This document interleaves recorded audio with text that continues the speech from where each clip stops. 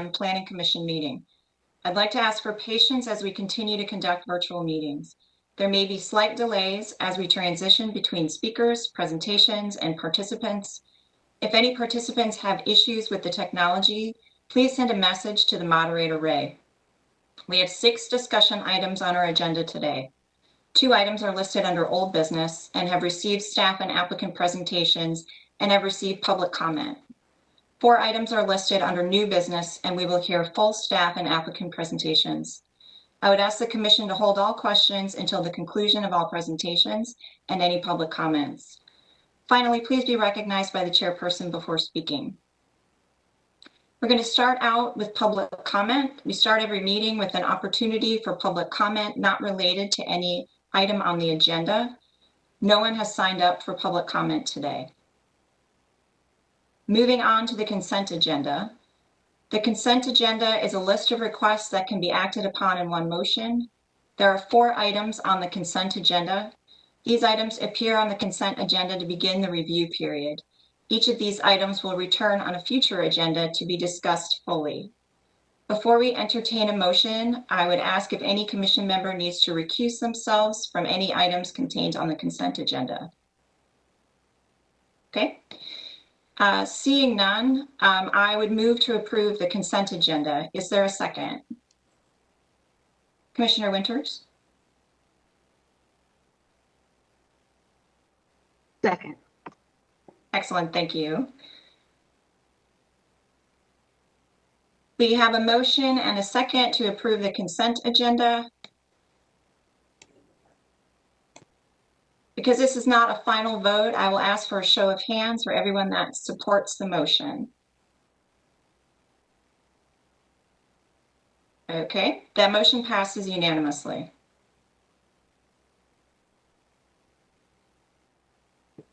We have a few committee reports today. The first is a report of the Committee of the Whole. The committee heard 3 items at their meeting on March 11. We will need to vote separately for each of these items. Item D.1, Comprehensive Plan Annual Report. Staff presented the annual progress report, which identified 3 areas of amendment to the comprehensive plan. Staff will begin work on these amendments and deliver them to Planning Commission in the future for a final recommendation. The committee reviewed the annual report and recommends approval unanimously. Vice Chair Winters, Chair of the Committee of the Whole, do you have any additional comment? No, thank you. You covered well. Thank you. I would ask for a motion to recommend approval of the Comprehensive Plan Annual Report. Commissioner McIntosh? I move to approve the, Comprehensive Plan Annual Progress Report. Excellent. Is there a second? Commissioner Rains? Second. Excellent. Motion and a second. I will ask Chinitha for a roll call of the members to record their individual votes. At the end of the roll call, I will announce the outcome of the vote. Good morning. Commissioner Bennett, how do you vote? Aye. Chair Fox? Aye. Commissioner Lampman? Aye.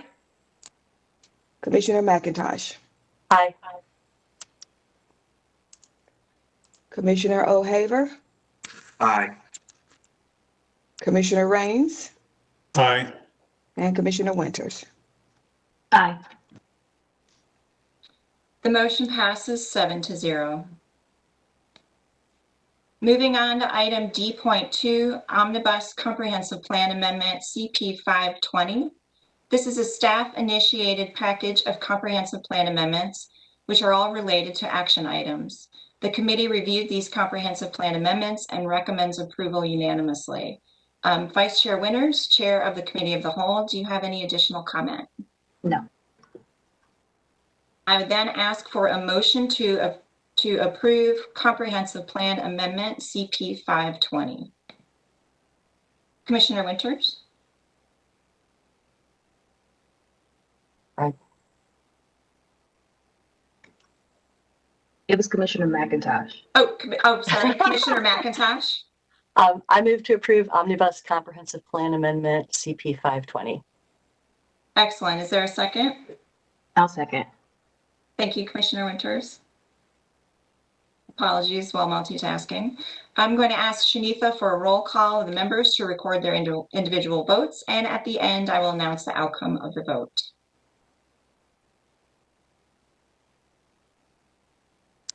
Commissioner Bennett, how do you vote? Aye. Chair Fox, Aye. Commissioner Lampman, Aye. Commissioner McIntosh, Aye.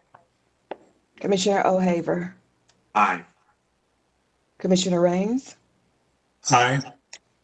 and Commissioner Winters. Aye. The motion passes 7-0. Item D.3, Racial Equity and Equitable Development.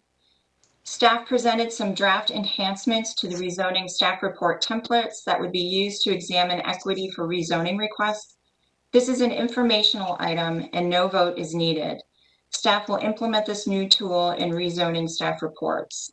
I'm going to open the floor briefly in case is there any additional comment on this item? Okay, seeing none. Moving on to the Text Change Committee. Text Change Committee reviewed one item on March 16th.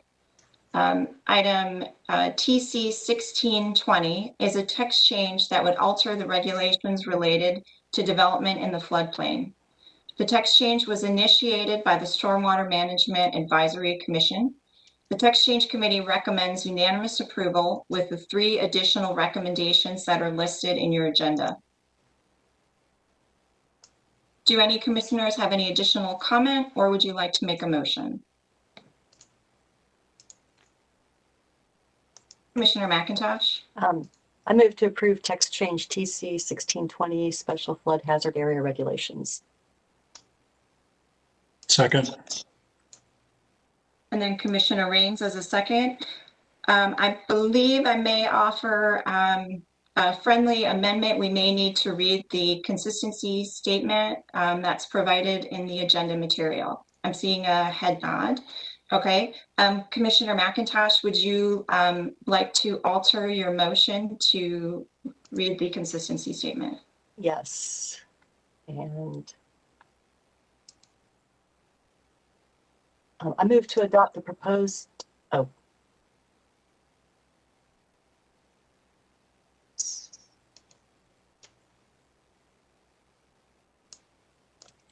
I'm sorry, I should have looked at this.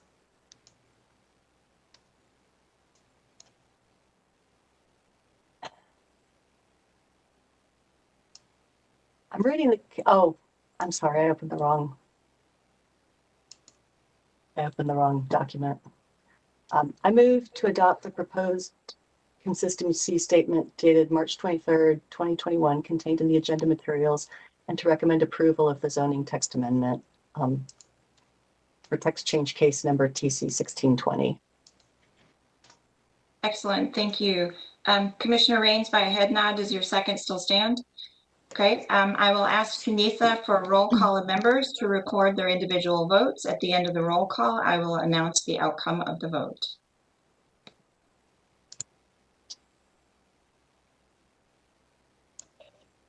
Commissioner Bennett, how do you vote? Aye. Chair Fox, Aye. Commissioner Lampman, Aye. Commissioner McIntosh, Aye. Commissioner O'Haver, Aye. Commissioner Rains, Aye. Commissioner Winters. Aye. The motion passes 7-0. Okay, moving on to old business. We have 2 items listed under old business today. These items have been previously discussed and we have received presentations and heard from the public. Each request was deferred to allow the applicant to consider revised zoning conditions to mitigate areas of inconsistency. For each item, I will ask for a short update from staff focusing on the revisions of the request. However, starting with item number E.1, case number Z2720, I believe there are two commissioners that need to recuse themselves, Commissioner Rains and Commissioner O'Haver. Okay. Based on that and the number of commissioners we have available to vote on this item, it's my understanding that the applicant is okay deferring this item to our special meeting next Tuesday. Can I get confirmation from staff that that is accurate? This is Travis. That's correct. Okay, without objection, we will fold Z2720 to our next meeting. Excellent, thank you. Item E.2, case number Z5320. This is a request to rezone approximately 5 acres of land from residential 4 to residential mixed use 4 stories parking limited conditional use. This request was last discussed at the February 23rd Planning Commission meeting, where we received a staff and applicant presentation. We also heard from a number of members of the public. The request was deferred to allow the applicant to revise the request. As I understand it, the request has been revised to adjust the height. The case was originally presented as a request for RX7 parking limited conditional use at our February 23rd meeting. It is now presented as a request for RX4 parking limited conditional use. I would ask Don Belk to provide us with an update on the request, focusing on the changes to the application. Chair Fox? Yes, sir. Sorry, I need to recuse myself from this case as our firm is involved in this rezoning. Excellent. If we can stop the share for just a minute by show of hands. There we go. By show of hands, Commissioner is okay with the recusal for Commissioner O'Haver. Excellent. Thank you. Thank you, Don. Please begin. Thank you, Madam Chair, members of the Planning Commission. This is a rediscussion of rezoning Z53. As mentioned, there was a 45-day extension granted for this case, and the Planning Commission deadline is now April 22nd. Next slide, please.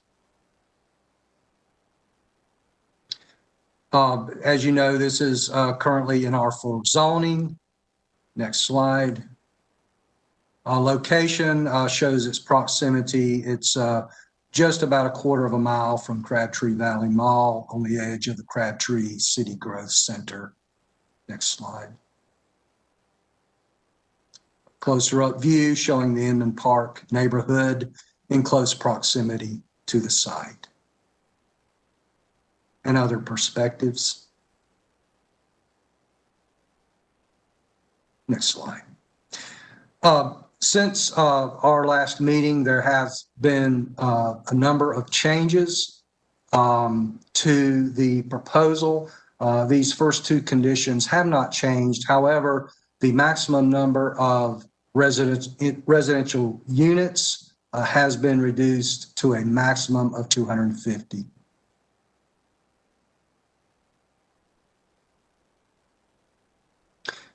Also, there's been some specifics applied to the northern parcel with regard to the protective yard and the evaluation of this area for tree conservation area.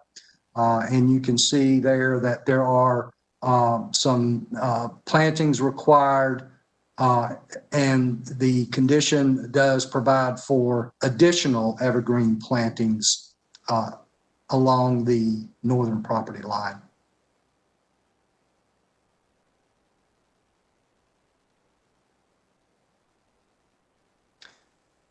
There was a revised application submitted. This has now changed from an RX7 proposal to an RX4. So the maximum height condition was removed. A new condition stipulating that runoff shall be, control of runoff shall be met for the 25-year storm in addition to the 2-year and 10-year storms. And also a Zone A Type 3 neighborhood protective yard with a minimum width of 50 feet shall be provided along the eastern property line. And finally, condition 8, new condition, which stipulates that all lighting within structured parking and pedestrian areas shall be full cutoff fixtures, and some details regarding the screening of the structured parking. Again, this is changed from RX7 PLCU to RX4, and the maximum units reduced from 350 to 250 units.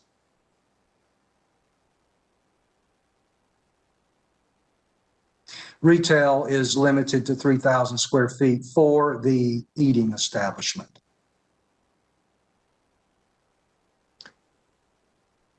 Next slide.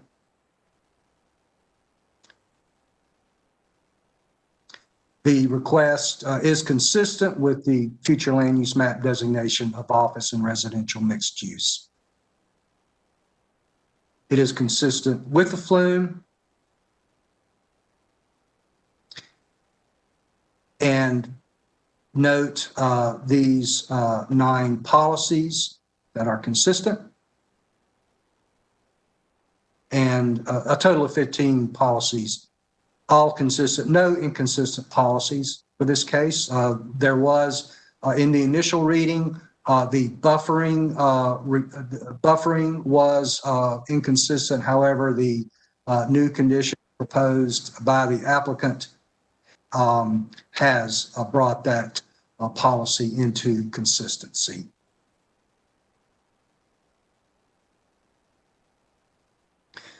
The applicant provided a TIA. Our staff, of course, found that no TIA was required. However, the TIA has been reviewed by staff, and their findings are included in the staff's report.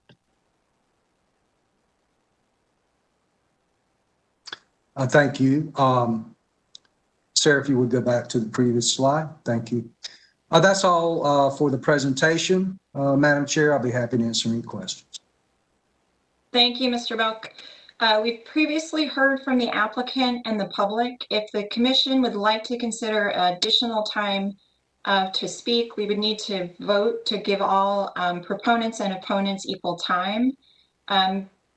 Given the significant changes we have seen in this case, without objection, I would like to grant 8 minutes to both the applicant and those signed up to speak. Okay, seeing none. Laura Good is here representing the applicant. The applicant and all those in support have 8 minutes to speak. Thank you, Chair Fox. Can you hear me okay? Yes, ma'am. All right, thank you. Good morning, commissioners. Laura Good with Parker Poe, 301 Fayetteville Street, Raleigh, North Carolina. I'm the land use attorney for this rezoning case. Also here from the applicant team is Avi Grawal with Sting Development, Ross Massey with Stewart Inc., the site plan and engineer for the case, as well as Caroline Bajarski with Ramey Kemp, the traffic engineer for this case. This case was initially discussed on February 23rd, and the applicant agreed to defer to today's meeting to allow additional time to meet with neighbors, discuss their concerns, and add additional conditions to try to address these concerns as best as possible. I do have a presentation. I'm not sure if staff could share that.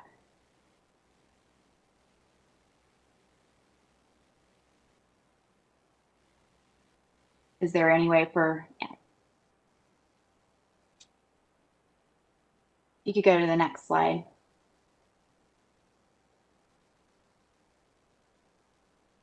This appears to be my old presentation. I sent a revised presentation, but if staff doesn't have it, I can just proceed. I will confer with staff for one moment. It's not in the usual folder.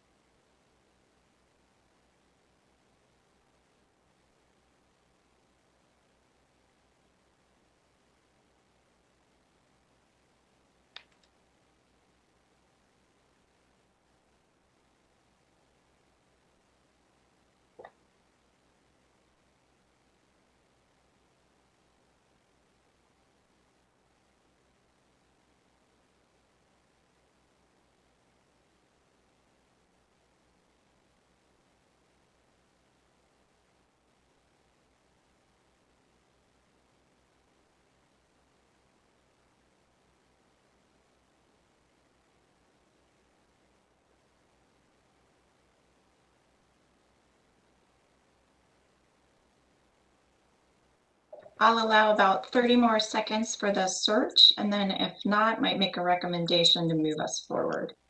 Staff is locating the presentation right now, so it should be up in a second. Okay, great, thank you.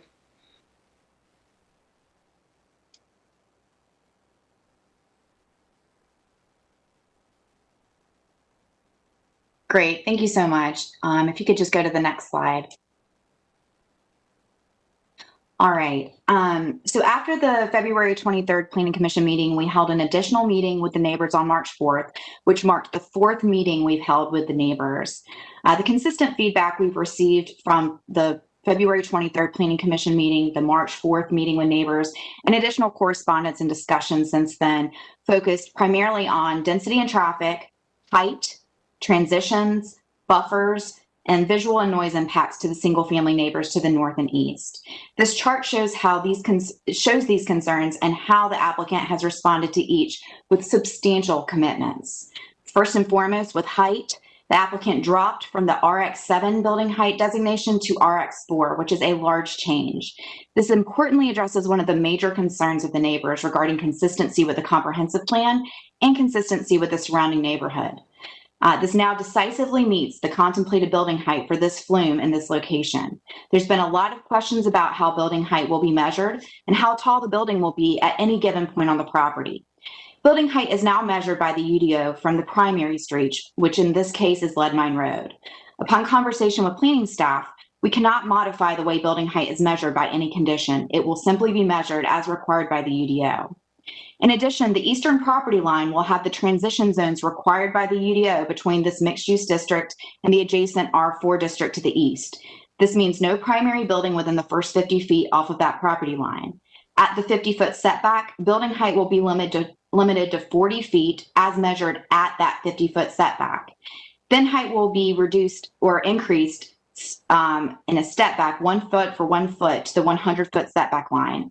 It is important to note that a portion of the northern property line will also benefit from this UDO imposed height limit and step back on the eastern property line. Next, we reduced the unit cap from 350 to 250, which is a third reduction.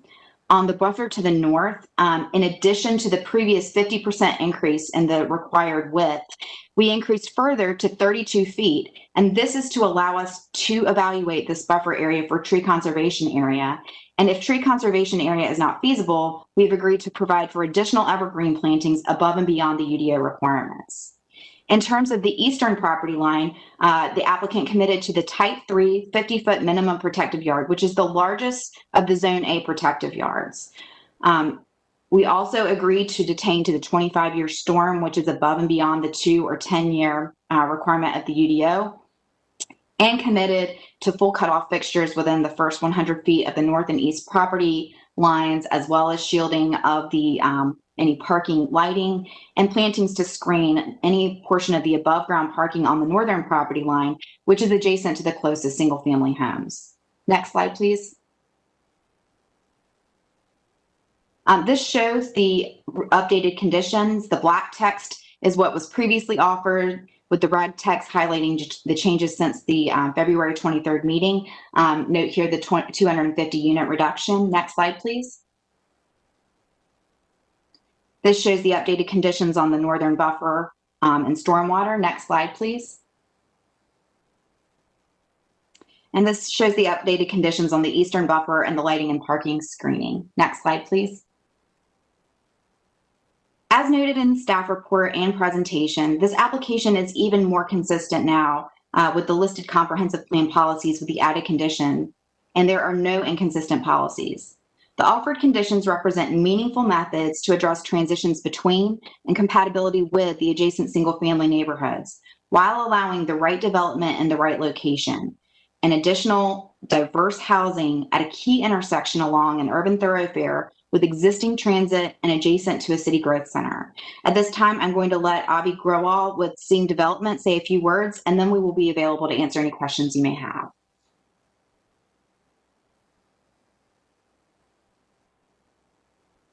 Good morning, everyone. My name is Avi Grewal with Sing Development, 2601 Weston Parkway, Cary, North Carolina. I thought Laura did a great job of just explaining the conditions and how we've worked with the neighbors to date. but I thought it was important to just give a little background on Sing Development as a company. We just celebrated our 40th anniversary. We're a family-owned and operated business till today. We've opened up an office here in North Carolina in 2005. In Cary today, we have over 250 employees in the area. Myself, and my wife moved here in 2018. In Raleigh, we delivered our first community, Waltonwood Lake Boone, off Lake Boone Trail, down the street from Rex Hospital, not far from here. In 2019, senior living community, which today we still operate and plan to continue to operate, for the foreseeable future. Majority of all the developments we've done to date in our 48-year history, we developed and continue to operate. We continue to renovate. We continue to invest in the same communities. And so, I just wanted to make clear that, while we've worked with the neighbors to date, we plan to continue to be good neighbors and great neighbors for the foreseeable future. Thanks for your time. Thank you. And we are available to answer any questions the commission may have, and we'd like to reserve our remaining time for any response. Excellent. There are 4 people signed up to speak on this matter. The members of the public will have a total of 8 minutes to provide additional comment. Mr. Moderator, if you will start with the first speaker. All right, first we have Briar Gibson. On a sound check, can you hear me okay, Madam Chair? Yes, Mr. Gibson, we can. Thank you. And Madam Chair, an inquiry of the chair, given that the community and the neighborhood groups that have assembled looking at this is the first time they're seeing this presentation, that we just saw the new information. Would the chair entertain a point of order to allow a little more time in case somebody else? We tried to be judicious with the Planning Commission and staff's time by talking to the hundreds of neighbors that really want to speak. And we've asked them to try to, be considerate, but I would suggest that more time might be in order for this particular project. And if not, please let us figure out a way that we can get our comments in writing to the board. Thank you, Mr. Gibson. If there are other members of the public who have called into this meeting, please contact the moderator and we will be able to unmute you during this time period. Without objection, I'm going to allow 2 minutes per any additional speaker. Thank you, Madam Chair. And Madam Chair, in the interest of your time and that request, I'm going to defer my time to Ms. April Gross, who has a presentation. But I would point out to all the members of the commission, it appears that we had about 3 seconds a slide for this new presentation. So I would argue that the members of the community, the neighborhoods, the unprofessional side of this conversation is probably at least a disadvantage to be able to comment completely. But with that, I'll yield and to if you will allow, I'll defer my time, my 2 minutes or whatever proportional time to April Gross. And thank you very much. I'll step down. Thank you. Excellent, thank you. Mr. Moderator, if we could unmute the next speaker. Yeah, the next speaker that I have is Angie Brandt.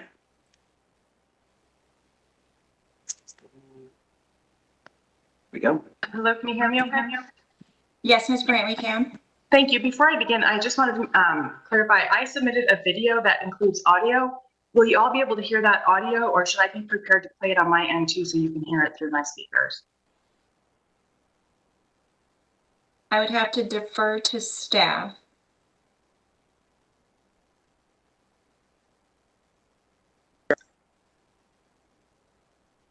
I'm sorry, I didn't catch the answer. Sorry, I've not played a video with sound before, so Okay, if it does not play, I'm happy to play it from mine to allow for the audio. And I'd like to play it after my comments.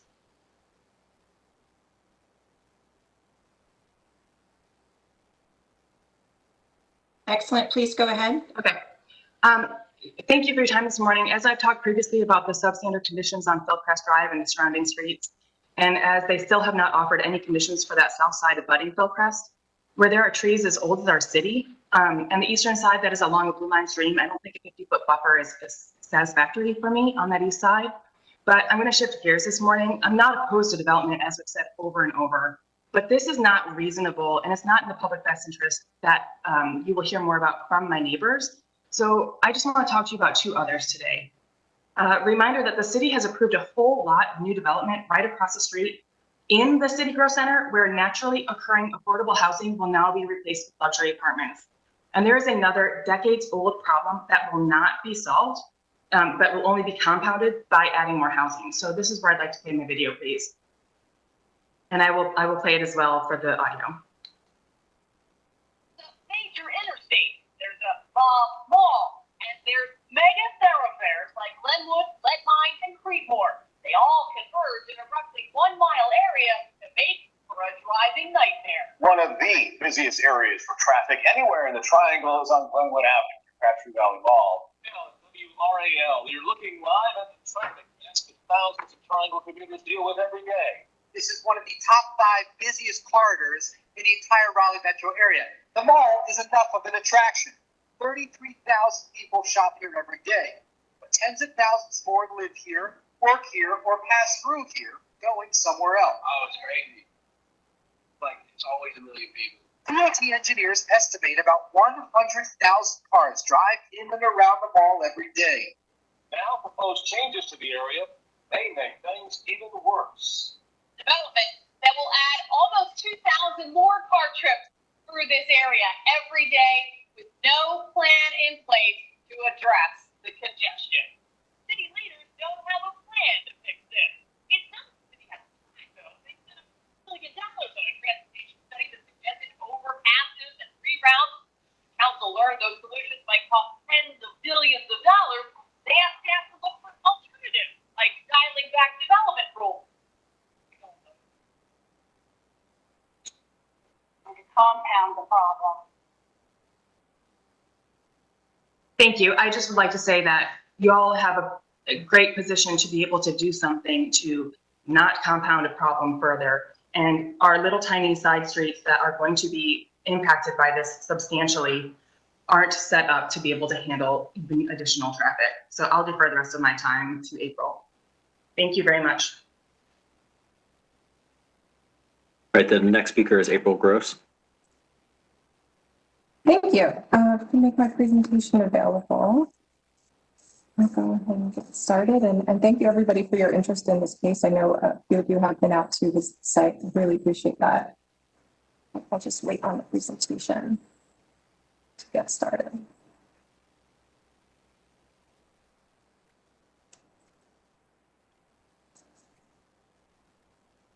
Okay, great. So I'm April Gross. I'm a resident of Inman Park on the east side of the application.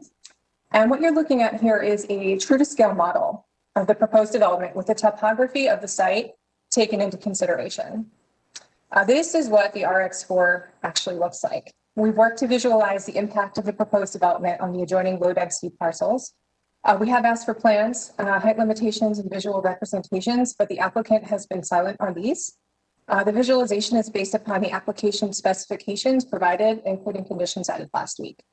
I live on the east side of the proposal, as I mentioned, which has no screening for parking structure or tree conservation, and the applicant has not addressed when asked specifically why. Imagine explaining to your children why they can't see the sun when they play in their backyard and instead only see an unscreened preformed concrete parking deck at their bedroom window. The application needs to acknowledge building height transition to low density residential on the northeast and south sides. We do have an RX4 designation. However, to our knowledge, there's nothing that limits building height on the north and east edges where we are most concerned. As you can see here, because of the topology and the way the land drops, the visual impact is significant, and this is one of our #1 concerns that has not been addressed. Next slide, please. Because we are so concerned about the visible height of the building in the rear, we spent some time calculating what this could mean based on the RX4 designation per UDO, which doesn't limit building height in the rear of the building relative to the natural grade. What we found is that 90 feet of the building or more may be visible in the adjoining residential area. Next slide, please. What you have here is the front of the building that you saw on the previous slide, except the view here is from the western elevation. As you can see, this does meet the RX4 designation, but as the building wraps around the back and the topography changes, the building height from the natural grade gets larger. Next slide, please. This is a Google Earth representation showing the topology of the land. We live in a valley that already deals with a tremendous amount of flooding. It's 40 feet from Crabtree Creek. There's a blue line stream to the east. And there's tremendously difficult traffic, as Angie mentioned. Our neighborhood exits are service level F for failing, and there is a traffic light that's required in all circumstances. There's tremendous amounts of traffic mitigation and infrastructure required in this area. None of it's funded, and there are no plans in place that I'm aware of to address it. We're extremely concerned that this will continue to add to the problem. The public is extremely concerned. Next slide, please.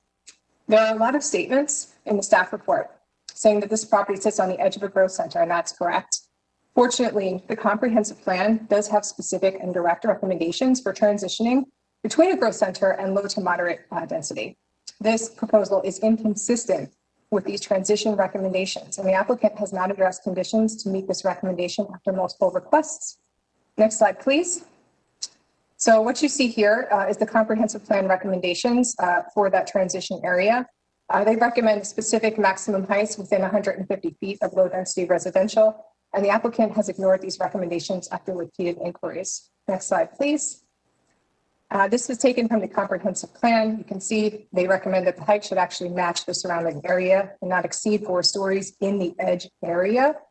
The proposal is not consistent with the maximum building height specifically here in the recommended area. Next slide, please. The future land use map shows the site is consistent with the edge area designation. And I ask you, why would this recommendation not be followed in this case? Next slide, please. Even more alarming is this application seeks to radically alter what is currently R4 to a zoning of essentially R50. And they're doing it at the expense of the surrounding residential neighborhoods. We find no precedent for this magnitude of density upzoning.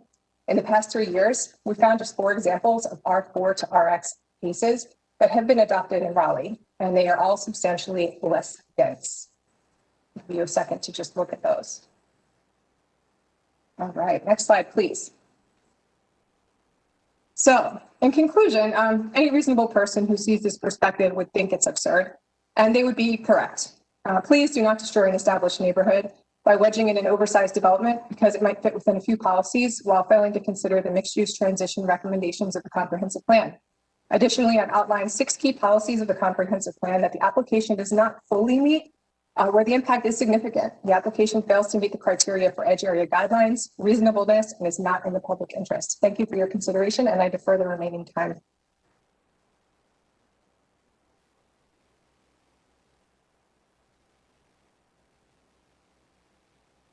The last speaker is Matthew Isley. Thank you for the opportunity. Good morning. Thank you for the opportunity to speak this morning on behalf of Inland Park's 1,000 Strong Community Association. Despite the technical jargon inherent in rezoning cases, what this one boils down to is quite simple. An out-of-state development company wants to wipe out naturally occurring affordable housing and then cram 250 units into a building with an apparent maximum height of 6 or 7 stories onto 5 acres surrounded on 3 sides by R4 zoning. Effectively, they're asking you to approve R50 next to R4, which would be a radical departure from Raleigh's development pattern and a threat to established neighborhoods, including mine. The future land use map has office and residential mixed use splattered far and wide all across Raleigh. In addition, Raleigh has a dozen other streets like Lead Mine Road built on natural ridges with single-family neighborhoods lying below. If you allow this project, developers are sure to come forward with others like it hither and yon. 2, this proposal seeks to sandwich a 6 or 7 story building between the commercial development across the street, which is at 2 stories and 4 stories, and our single family homes of 1 and 2 stories. That's not a transition in land uses. That's a transgression against the comprehensive plan. The comp plan also caps building heights at 4 stories in edge areas, a band 150 feet wide, adjoining low-density residential development. The only way around the edge area rule in this case is to ignore it, which we implore you not to do. Instead, because of the extreme density proposed in this case, its failure to provide a transition between actual uses, its violation of the edge area rule, and the threat it poses as a precedent across Raleigh, we ask you respectfully to deny it so that a more reasonable and Mr. more Isley? compatible rezoning can be considered. I apologize. I believe the time is up. Thank you very much. Thank you. Mr. Moderator, have any additional members of the public contacted you requiring unmuting their mics to speak? No, I don't have any additional members. Excellent. I'd now like to allow for questions and comments from the commissioners. I will start off with a question to staff on how height is measured on sloping sites and if they could explain building height requirements in the edge zones.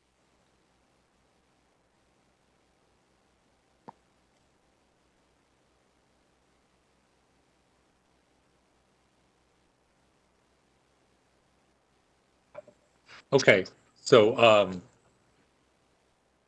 the way building height has been measured has undergone an evolution in the UDO, but we're in our most recent revisions somewhat back to where we were at the beginning with some modifications, which is that you average out the height. There's a couple options. You can average out the height across the front-facing building facade, and there is some opportunity for on a sloping site there to be some extra height, but you cannot add a complete extra story in a mixed-use district to your building.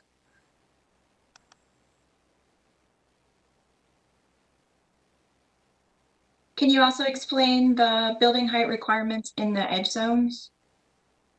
Yeah, so those are not requirements per se. They are height guidance in the comprehensive plan, and essentially it's designed to taper height down to a lower level. And I'm going to look them up just to make sure that I have the latest version of the table in front of me. But the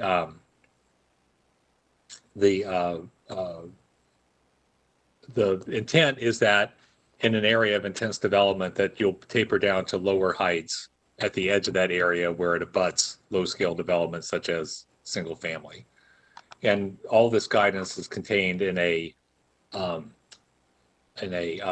chapter of the comp plan. The land use chapter, future land uses, is often referred to as table LU2, which is its formal title. And what this title says is that at an edge area, in many areas, depending on what the designation is, you should have a max of 4 stories or 3 stories. In areas of medium density residential, the edge area is supposed to be a max of 3 stories. In areas mapped for high density residential, it's 4 stories. It's 4 stories for every other mixed use designation except for neighborhood mixed use, which also has at the edge a 3-story designation. Thank you. So what I'm understanding is now that the request has been changed to RX4, that puts a 4-story height limit on the property, and you would not have extra stories on the downward sloping site. Is that accurate? So you would not have 6 or 7 stories. That's correct. Yes, Madam Chair, this is Don Belk. The applicant did change this from an RX7 conditioned to 6 to an RX4, and that does conform with the height recommendations of table LU2 and those within the office and residential mixed use category. Thank you. I'd now like to ask if any other commissioners have any questions or comments from the staff or the applicant. The applicant has remaining time. Commissioner Bennett? Thank you, Chair Fox. I want to get clarity about what one of the speakers said about not seeing this before today. It seemed like the second speaker's comments were addressing what we saw today. So were these conditions presented to the community at the last community meeting? I guess that's for the applicant.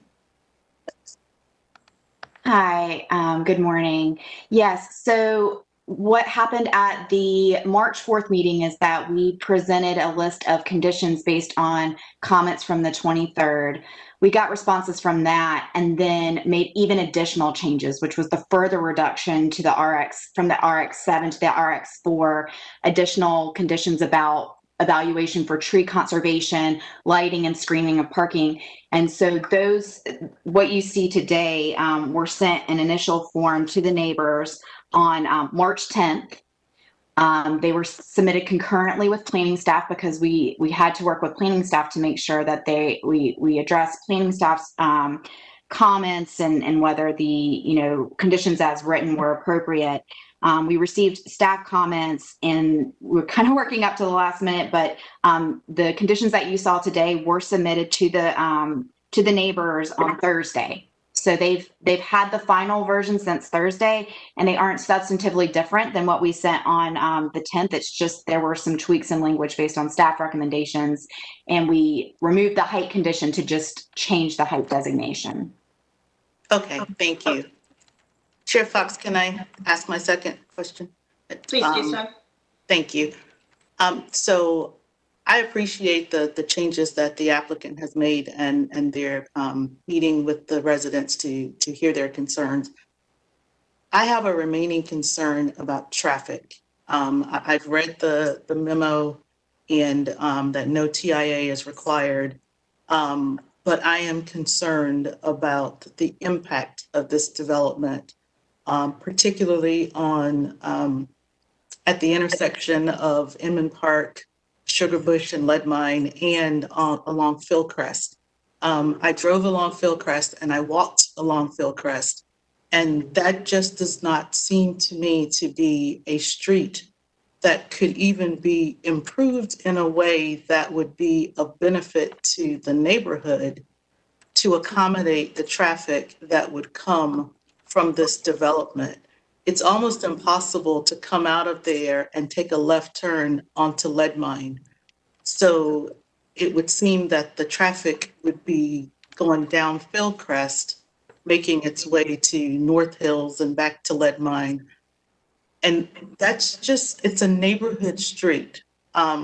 So that's where my primary concern comes in. I have some other concerns, but my main concern is the traffic that's going to be on Fillcrest, and that this is already an overburdened area with traffic.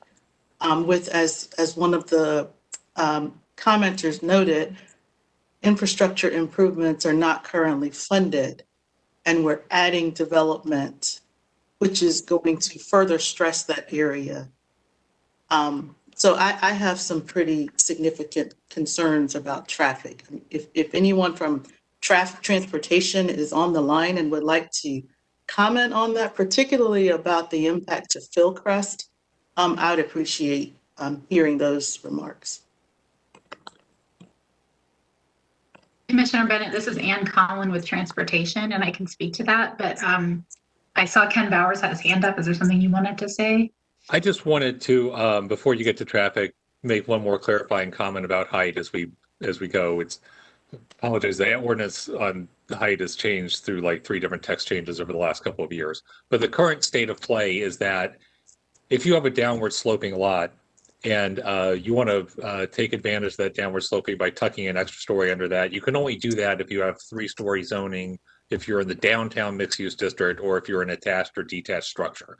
So a 4-story zoning for multifamily would not be able to take advantage of that. So essentially, the building would have to be 3 stories at the front and 4 in the rear, or it would have to step down the site.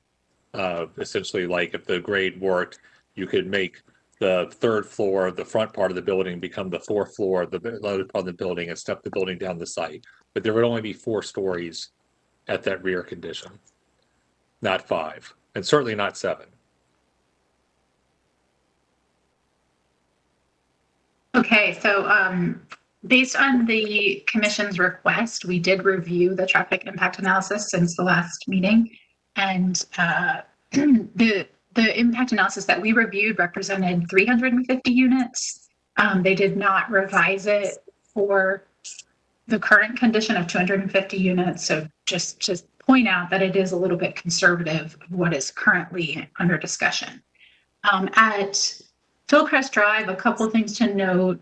The development would be required to improve Philcrest Drive to meet current standards. So there would be improvements on that street adjacent to the development. We did see an estimated increase in delay for westbound traffic. Basically, like you said, people trying to use Philcrest Drive to access Lead Mine Road would certainly experience delay trying to turn left there. So we saw on that approach a reduction in level of service from D to F. And that is typical for minor street approaches to major roadways during peak hours. But that was modeled. I'm happy to answer any other questions, Commissioner Bennett. No, that addressed what I asked. Thank you very much. Are there any other additional questions or comments from Planning Commission members? Okay, if I'm not mistaken, I believe the applicant had additional time remaining on her clock if she would like to use that at this moment. Thank you, Chair Fox. Yes, just a couple of additional points. In terms of traffic, I think that there are multiple DOT plans for potential projects to address the general congestion in the area. I can have Caroline Bajarski speak to that more specifically if the commission would like. But in addition to that, the TIA that the applicant provided demonstrated that this is going to be a very, very small increase to traffic, specifically at the Inman Park location, only less than 1% of traffic at that location. So it's a very small increase to traffic. And, we have the recommended improvements to address, to mitigate the traffic that is attributed to this project. The TIA is not meant to address and fix all of the general traffic issues in the area. Although, again, the DOT has projects in place and planned for the general area. In terms of just a couple of comments about no true screening for parking on the eastern boundary line, that is exactly why we added the condition to the 50-foot type 3 protective yard, which is the largest of the 3 protective yards on that eastern side. In terms of addressing the building height and the step downs and the edge area specifically, that's exactly what we did with stepping down the height from that RX7 to the RX4 designation. And also there's still the transition zone on the eastern side, again, with the 50-foot setback for the primary building and the 40-foot height limit at that 50-foot line off of the eastern property line. And with that, I thank the commission for their time, and I'm happy to answer any other questions you have. Are there any additional questions or comments from the commission members? Commissioner Bennett? Thank you. Thank you for that, Ms. Good. So I just want to stress that I don't expect a single rezoning to fix transportation issues in an area as heavily traveled as the Crabtree Valley area. However, by the same token, I don't expect it to make it worse either. And I'm concerned, and I have to consider the public interest. While the staff report does say that this is consistent and there are no consistent policies, I have to consider the public interest. And I know how dangerous this area is because I drive it fairly regularly. And I met the young lady who had a rollover accident at that intersection.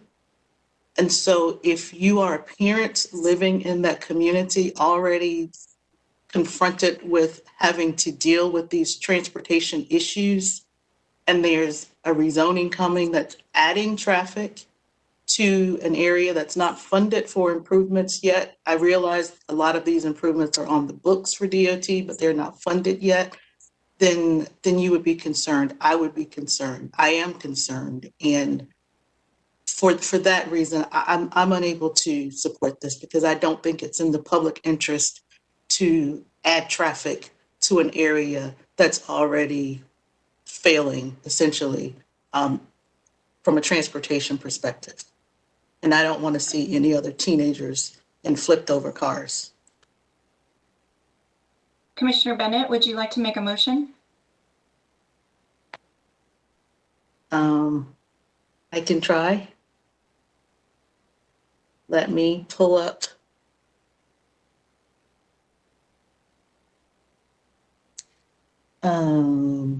If somebody else has one ready, feel free to go. Motions are not mine. Commissioner Miller? I just wanted to make a comment. I wanted to thank the applicant. I was reading through the staff memo, in particular, the one dated March 15th in response to Matthew Isley's memo about the consistency with the comp plan, and just wanted to commend the applicant for the significant work that they've done on adding conditions to address the neighbors' concerns, and according to this memo and some additional analysis that I've provided, it demonstrated that this is consistent with the comp plan and that there are no inconsistent policies. In addition, I think that one thing that would be helpful is for staff. I was looking at some of the enabling legislation related to our recommendations that provided by state statute for when we think that it is a case is consistent with the comp plan, but we think that it's against the public interest and what type of discretion we have there. In future meetings, it might be helpful to have some additional, or maybe in strategic planning, to look at some of that additional analysis and identify how we can structure some of these recommendations and motions. But my reading of that is that, and my take on this is, when something is consistent with the comp plan, and in fact that there are no inconsistent policies, that even that in those cases I would provide a consistency statement and recommendation with this case. So I anticipate that Commissioner Bennett is going to make a differing motion, so as opposed to just voting against it, I wanted to provide some explanation there. Thank you. Are any commission members ready with the motion, or is there additional comment?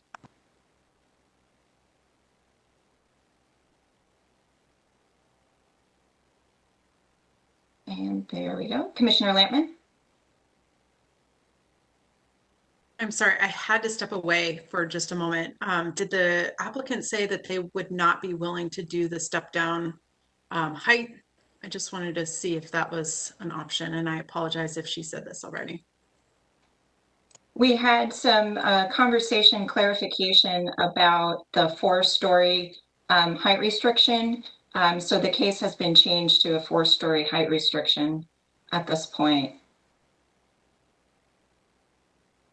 Yes, does that need the step down the valley? Because I think they wanted to keep the height consistent, so wouldn't it step down?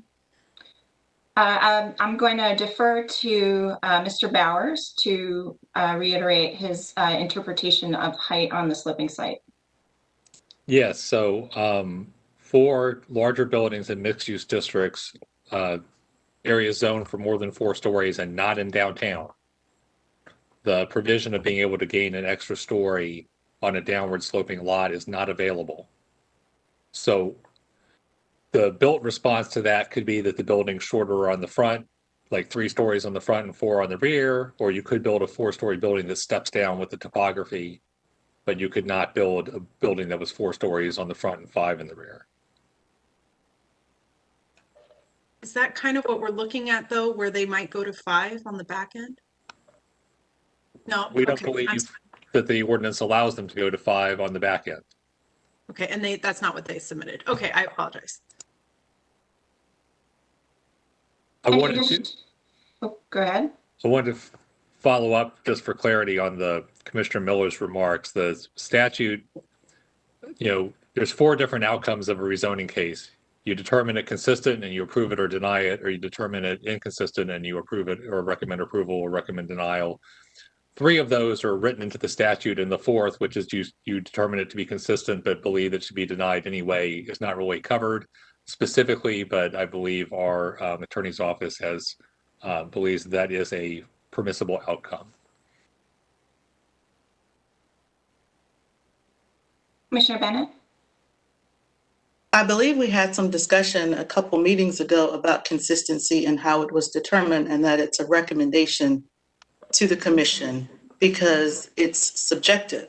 I mean, the case planner determines what's consistent, so we aren't bound by that. Am I correct? You're absolutely correct. The statute that requires determinations makes no, the word staff does not appear in it, and staff is not the ones entrusted with this decision. Ultimately, the appointed and elected officials are entrusted with the decision. Our staff report is provided for your information and to guide your deliberations, and it gives our best estimate and opinion as to whether the case is consistent or not. But the commission as a body could certainly disagree with that, and has in the past. Same for the city council. So ultimately, the decision is yours. You can decide that you think staff has erred in their judgment, and you can go in a different direction if you vote to do so in your motion.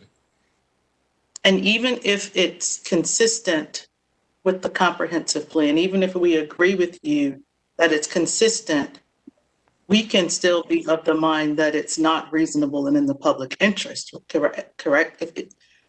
Just because something is consistent with the comprehensive plan doesn't mean it's reasonable and in the public interest. They are 2 separate determinations. Okay, thank you. So Commissioner Fox, or Chair Fox, I'm sorry, I'm not quite sure how to make a motion because it is consistent. So that's why I'm struggling here. I don't know how to. I'll just let somebody else make the motion and I'll vote how I'm going to vote. Excellent. Do any other commissioners want to offer a motion on this case? Commissioner Miller? Thanks. I'm working with 2 computers here. So I clicked on the wrong piece. I move to approve case Z5320 as it is reasonable, and in the public interest and consistent with the comprehensive plan, in particular policies and consistent with the future land use map. And with respect to the comprehensive plan, it's specifically consistent with policy LU 2.2 compact development, policy LU 1.3 conditional use district consistency, policy LU 3.2 location of growth, and policy LU 5.4 density transitions. Thank you. We have a motion on the table. Is there a second? Commissioner Rains? Second. There's a motion and a second.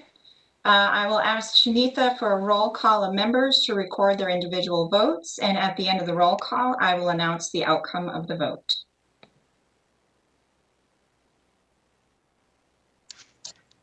Commissioner Bennett, how do you vote?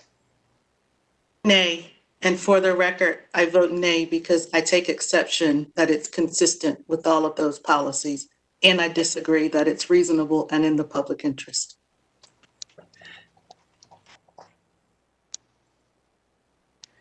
Chair Fox. Aye.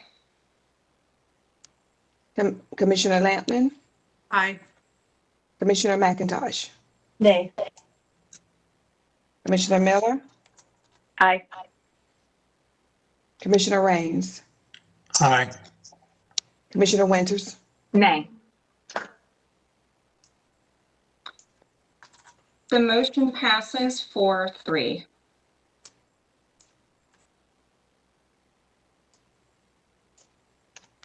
Okay, moving on to new business portion of the agenda. These are requests that have not appeared on previous agenda. There are 4 rezoning requests for discussion. Item F.1, case number Z1817. This is a request to rezone approximately 50 acres of land on Cashland Drive located near Lewisburg Road and Forestville Road from Wake County R30 zoning to residential 10 conditional use. This request was filed some time ago, but the application was never completed until recently, and the property has changed hands.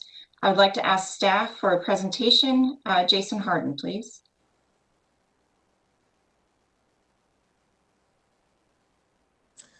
Good morning, Planning Commission. So a little bit of additional information here to begin with. Just to note that the current zoning category is a Wake County zoning category. And of course, different local governments use their own idiosyncratic abbreviations for different zoning categories. And so the 30 in Wake County is not what the 10 is in the city of Raleigh. So 30 is short for 30,000 square foot lots. If you translated that into Raleigh zoning vernacular, it would be something like residential 1.5. So just a little bit of kind of calibration across those two different zoning terms. So the request is to go from residential 30 in Wake County to residential 10 with conditions in the city of Raleigh. So obviously, this is not currently in the city of Raleigh, but there's a pending annexation request that would accompany this along with the rezoning. Next slide, please.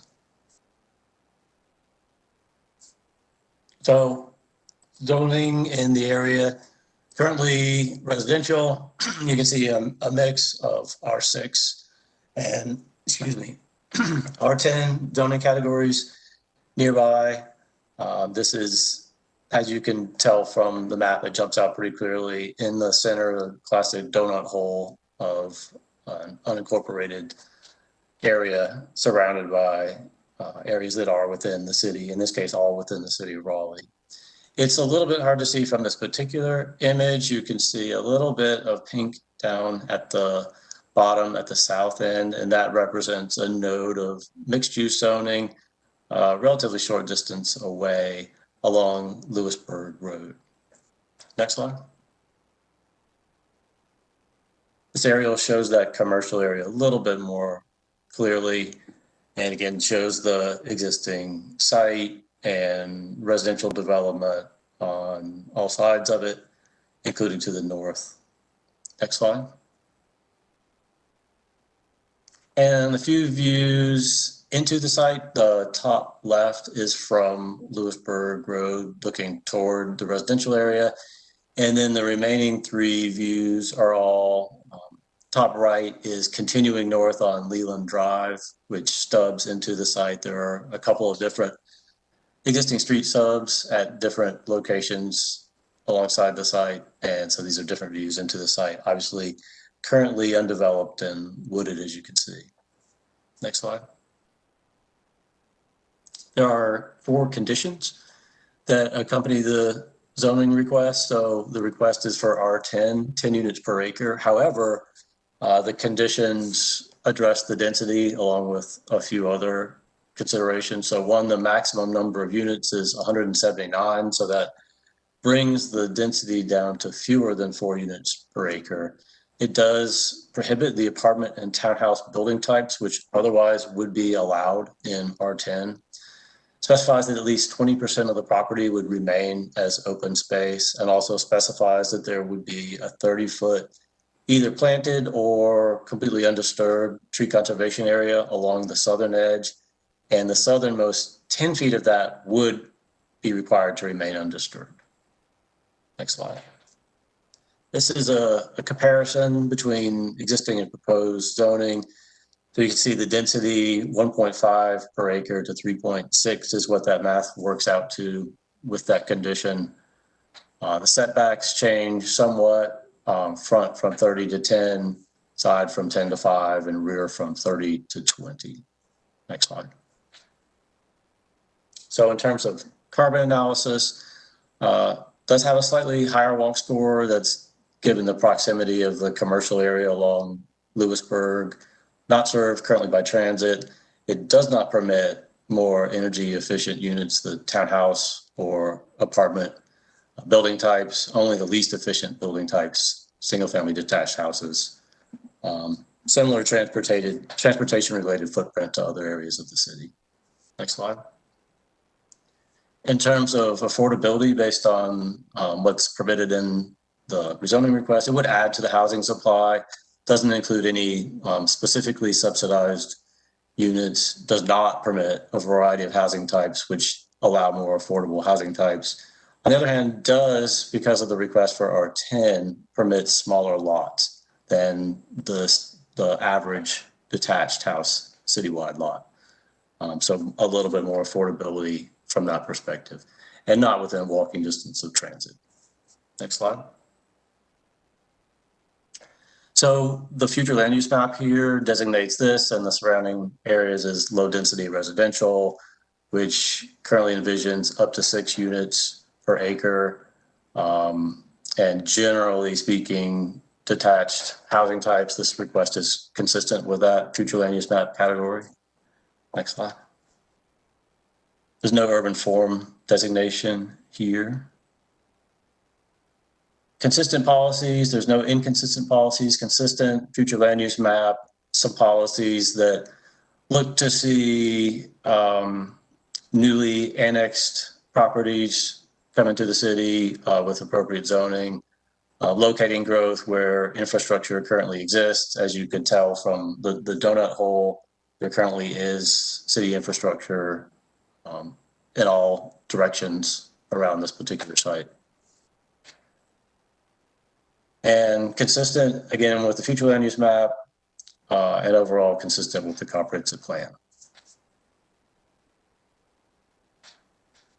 So I'm happy to take questions if there are any, either now or later on in the discussion.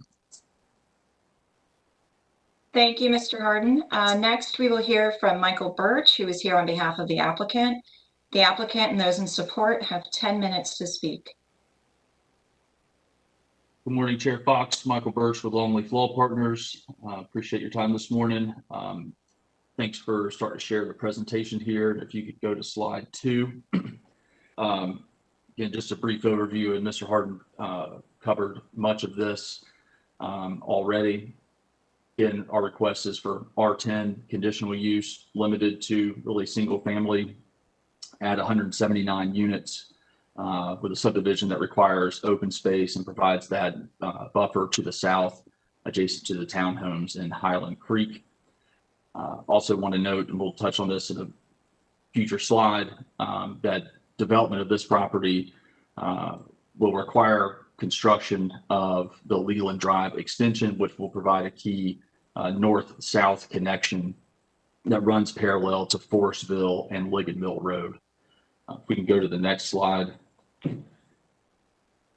Again, as Mr. Hart mentioned, this is kind of the donut hole surrounded by Highland Creek to the west, east, and south, which was developed over about a 12-year period between 2005, 2017, as well as Longleaf Estates to the north, which was started development in about 2017 and has a few remaining home sites there left today.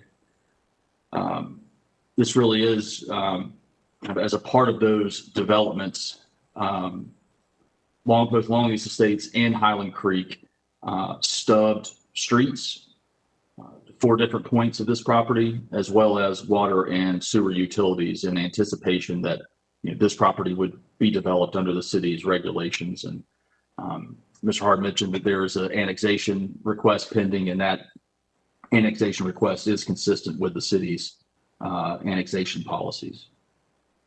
So mentioned that this case was initiated back in 2017. We held a neighborhood meeting at that time, actually filed a case. One of the primary comments that we heard at that initial neighborhood meeting was concern about permitting townhomes within the development. So as a result, when the case kind of started back up again, we added a condition that prohibits townhomes. Additionally, there was concern about kind of overall density given some of the traffic concerns in the area. So we also further limited density to a maximum of 179 units, which is about 3.6 units per acre. To put that in context, the surrounding Highland Creek is about 4.5, and Longleaf Estates is just right around 3 units per acre. And again, when we held our most recent neighborhood meeting, another comment we heard was from the owners of the townhomes to our south about a desire for a buffer there, given their proximity to the site. And so we have added a 30-foot buffer there. We could go to the next slide. Again, low density residential, as Mr. Hardin mentioned. We can go to the next one. This is the street plan that shows that kind of green dotted line that goes through the property. That is the Leland Drive extension that connects from Lewisburg Road and actually the shopping center to the south, through Highland Creek, through this property into Longleaf Estates, and then actually continues up to Stonegate subdivision in Wake Forest, which you can see has a east-west connector up there. So this is an important kind of missing link in the transportation infrastructure in this area. And as I mentioned, there are stubs on both sides, and so this development will be completing that connection. And just want to reiterate that this proposed street has been on the street plan at the very least since Highland Creek went through the rezoning and subdivision in 2004, 2005. We can go to the next slide. Again, this is the set of conditions that Mr. Hardin already went over. We can go to the next slide. Again, consistent with the future land use map, all of the applicable comprehensive plan policies compatible with the surrounding development and reasonable and in the public interest, because it does facilitate development of a site already served by city infrastructure. It will provide the missing link of that north-south collector. It will also greatly improve block perimeter and connectivity in this area, given the stubs to the east and the west that are currently there. And again, it does provide additional housing within walking distance to the shopping center on the south side of Lewisburg. So with that, we would ask for your recommendation of approval and hear for any questions the commission may have. We are going to move on to members of the public quickly. I understand that there is one person signed up to speak on this matter. As with the proponents of the case, members of the public have 10 minutes to speak total.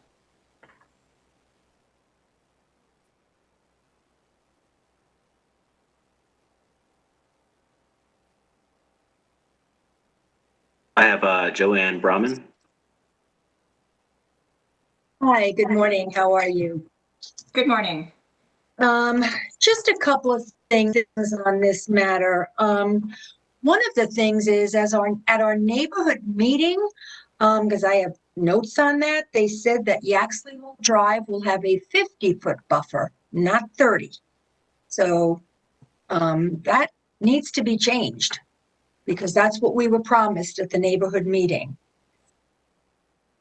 Also, as far as the roads, going all the way into Stonegate in Wake Forest, that means we would have that entire development, Longleaf Estates, plus this new development, all coming through Highland Creek.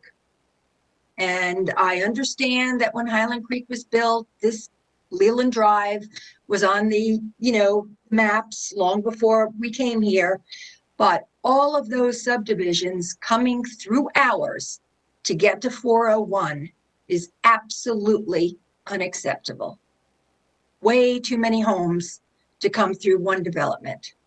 Another part is one of the streets, Bellwig Place, is a cul-de-sac. I'm surprised some of the people on that street aren't going to speak today, but I'll speak for them because this was one of the issues 3.5 years ago when this came up. It's a cul-de-sac. People buy on cul-de-sacs because they have children and children can play in the streets on cul-de-sacs. And it's a small street. So the fact that they will now put a road into this new subdivision is also unacceptable. I mean, it's just wrong. Plus, they don't mention there's a new development going on. Part of it is going to be, it's the 401 Forestville Road subdivisions, which is going to be townhomes, homes, apartments, a commercial lot right on the corner, which is like a block from Highland Creek. We have a daycare center being built right in front of Highland Creek on 401. We have an office building being built in front of us with exits out onto Leland Drive. The traffic issue, I'm sorry, I know they do traffic studies, but I don't believe them. Because I don't think they took all of this in account. So Highland Creek has become totally surrounded. They want to come through our dead end. They want to extend to Stonegate and Wake Forest. All of this is going to be extreme traffic. And I believe the traffic study was also done during this past year, which is COVID. We didn't have parents taking their kids to school. There were no bus stops. There were no buses. There were no teachers on the road.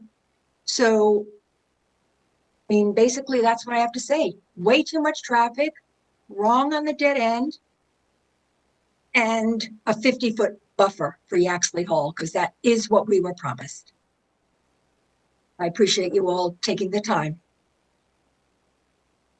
Thank you, Ms. Froman. I'd like to allow for questions and comments from the commissioners. I will start off with a question to transportation staff. If you could speak a little bit about intersection density and the effect of roadway connections on dispersion of traffic.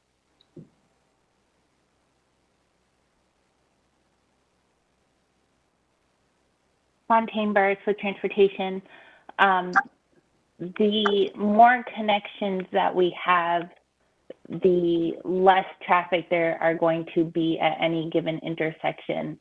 So having those interconnected to those with the planned street as well as those stub streets, both Abbott Hall and Feldwig were designed to be stubs to future streets to provide that interconnectedness are important, both from a transportation standpoint, but also for bikes and pedestrians. Thank you. Are there any additional questions from commissioners? Commissioner McIntosh? I guess it's a question for the applicant about did you change the buffer at Yaxley Hall? Was there originally a 50-foot buffer promised, and is that something you could add back in? Thank you, Commissioner McIntosh, for that question. So during our presentation at the neighborhood meeting, we did not ever say that there would be a 50-foot buffer on our property. I think we said that we could do something between 20 and 30 feet on our property. The 50 feet we probably did reference, given that there is approximately, at a minimum, a 25-foot buffer on the townhome side. And there's actually probably a 40-foot plus buffer for some of those townhomes. But at a minimum, there's that existing buffer on the townhome side, and we were looking to do something similar to that. And instead of doing 25, we actually did 30. So that, I believe, is where that 50-foot comment came from. But I can assure you, we never would have said a 50-foot buffer on our side. There will be a 50-foot building setback just because of that buffer plus the 20-foot building setback on our side. But just wanted to clarify that. And also just want to note that the Feldwig Place connection, from the day that right-of-way was platted, the right-of-way was stubbed to the property. And so I also want to note, just from a traffic standpoint, that real counts were taken during 2016, 2017, while school was in session, and working with city DOT, state DOT, we applied a 3% annual growth rate from that time to get to current counts, which is what city and state have been doing during this pandemic time. So thank you. Do we have any additional questions or comments from commissioners? Seeing none, I'd like to entertain a motion. Commissioner O'Haver? I move to recommend approval of rezoning case Z 1817. I believe the rezoning request is reasonable and in the public interest and is supported by these specific policies in the comprehensive plan. Policy LU 1.2, future land use map and zoning consistency. Policy LU 3.1, zoning of annexed lands. Policy LU 3.4, infrastructure concurrency, and Policy H 1.8, zoning for housing. And did mean to start out by just acknowledging Ms. Brumman's comments. I didn't want to seem cold to that to jump right into the policy, but so with that, I'll make that motion. Thank you, Commissioner O'Haver. Is there a second? Commissioner McIntosh? Second. We have a motion and a second on the table. Is there any other discussion on the merits of the motion? No, seeing none, I will ask Shanitha for a roll call of the votes. At the end of the roll call, I will announce the outcome of the vote.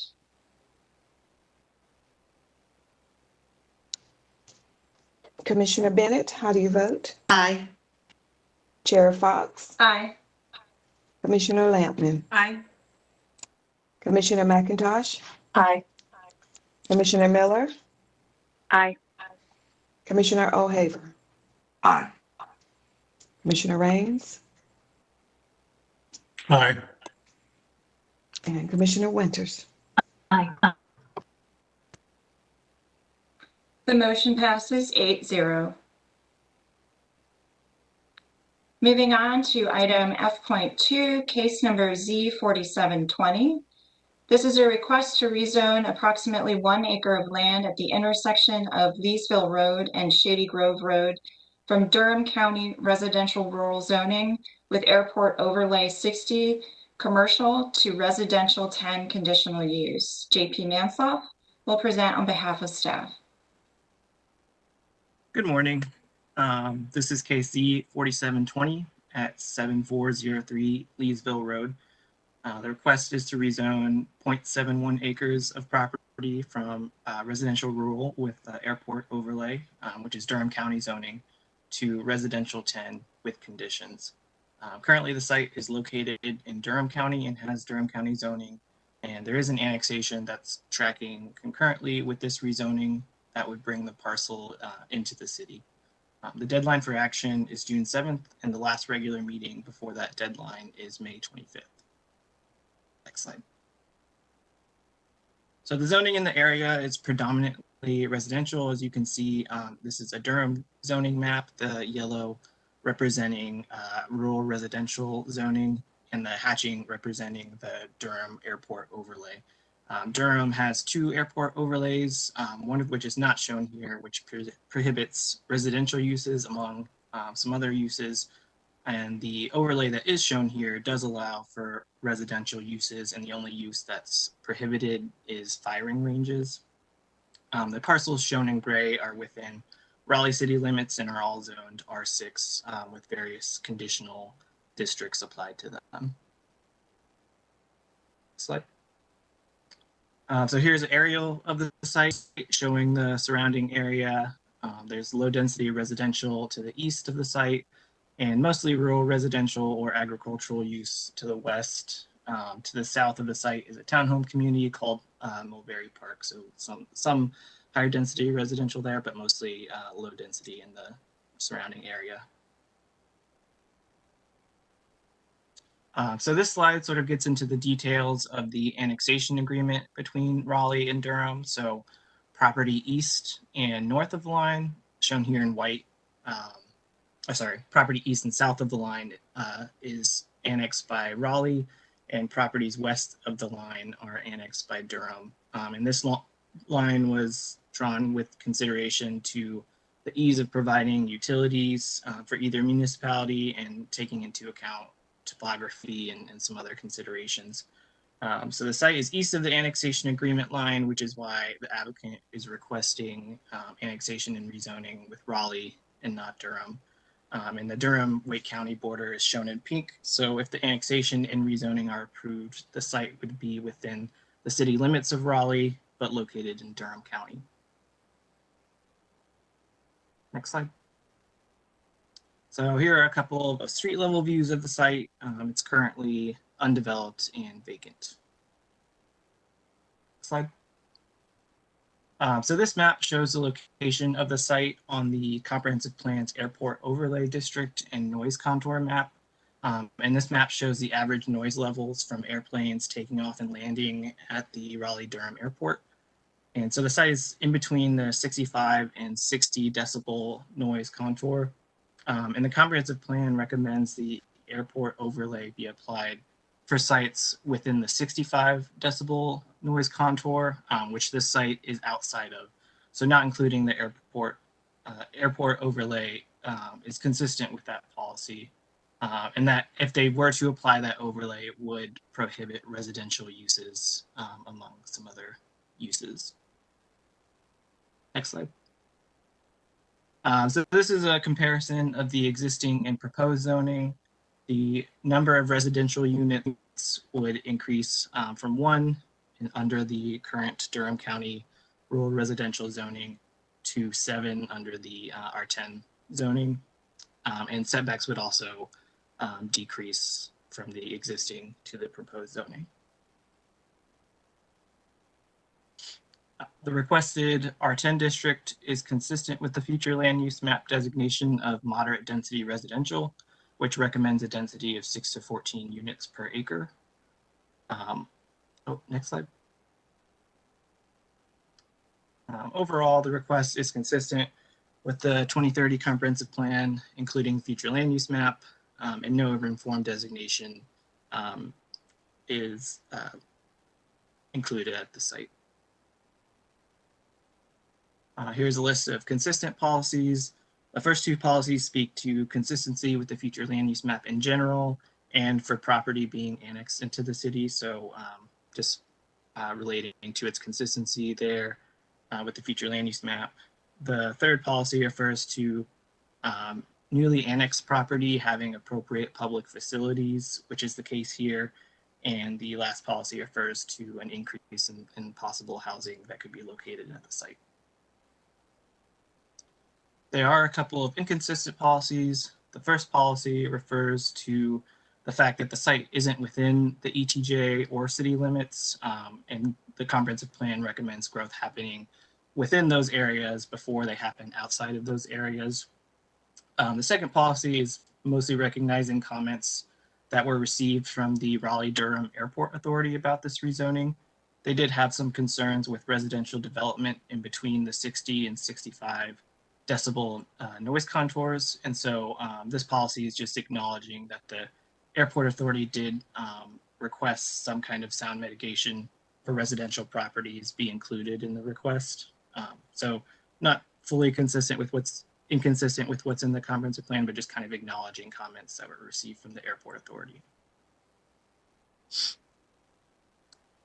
So again, the one outstanding issue was the airport authority, kind of their request for noise mitigation and conditions for this rezoning.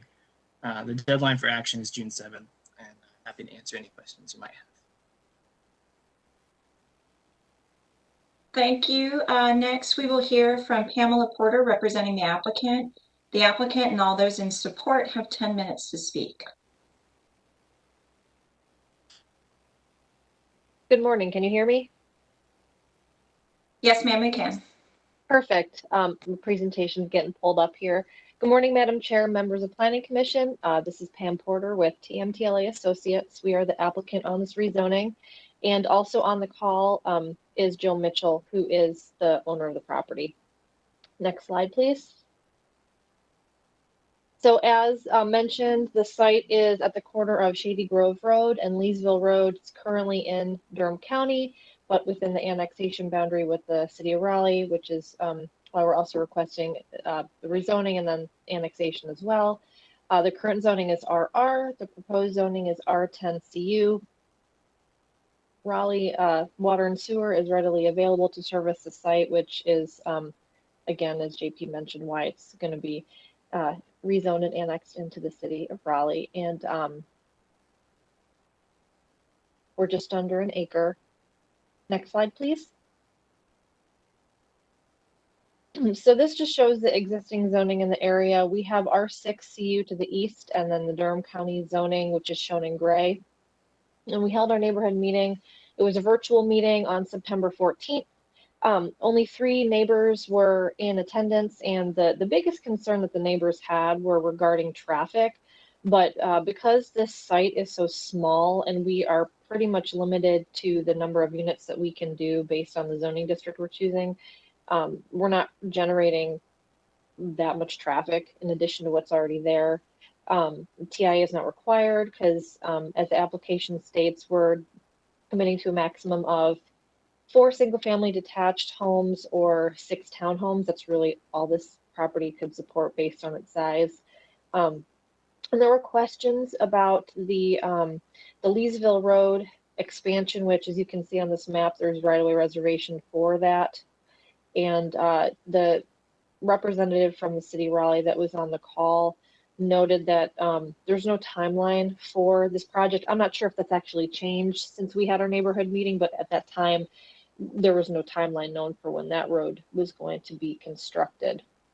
But other than that, the neighbors really didn't have any concerns, as this is a pretty small site and we're not planning a lot of density.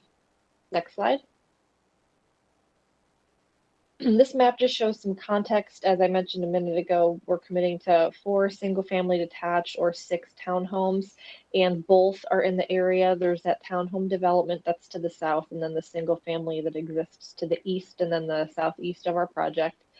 And we're committing to residential single-unit living, 2-unit living, multi-unit living, which, as you know, is townhomes, cottage core, and compact development, and we are prohibiting all other uses on this site.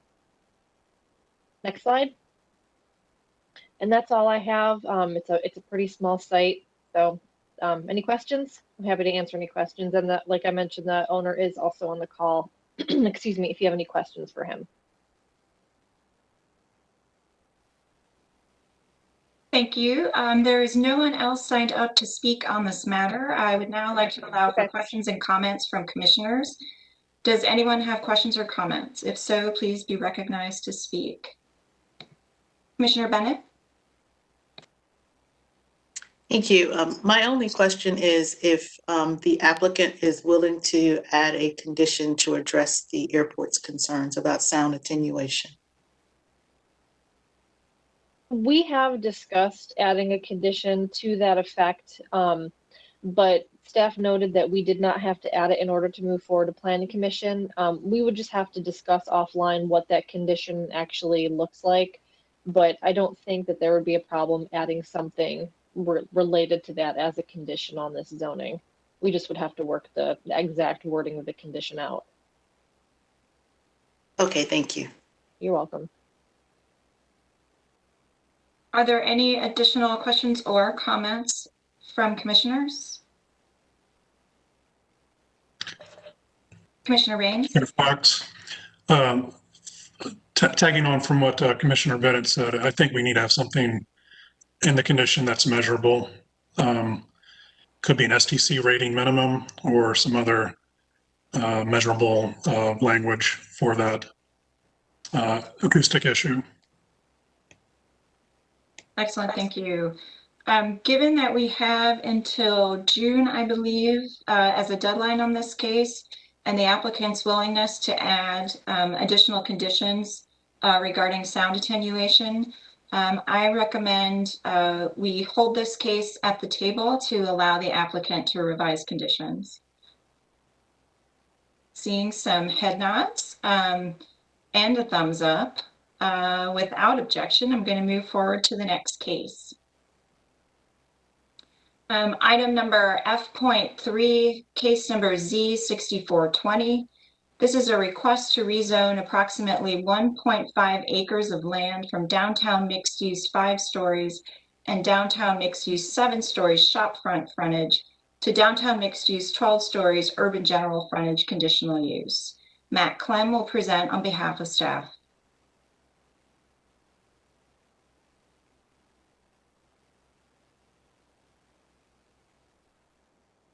Good morning, Chair Fox and Planning Commission. Can you hear me okay? Yes, sir, we can. Okay, thanks. Yep, so this is a request to rezone about 1.5 acres on the corner of Glenwood and Johnson from DX5 and 7 to DX12 with the urban general frontage and conditions, and your deadline for action is May 24th. Next slide, please. Predominant zoning in the area is downtown mixed use. You can see north and south of the subject site is all DX, and then to the east, as we get closer to the core of the city, is DX as well, with heights ranging from 3, 5, 7, and 12-story districts. To the west of the site, immediately adjacent, is a planned development district that permits a 8-story condo complex that's currently constructed there. As you go farther west, some neighborhood mixed use and office mixed use transitioning out of the downtown area into the lower slung suburbs. Next. Just an aerial view of the site. Again, a lot of commercial, high density residential mixed use in the area, right along Glenwood and Johnson. Next slide.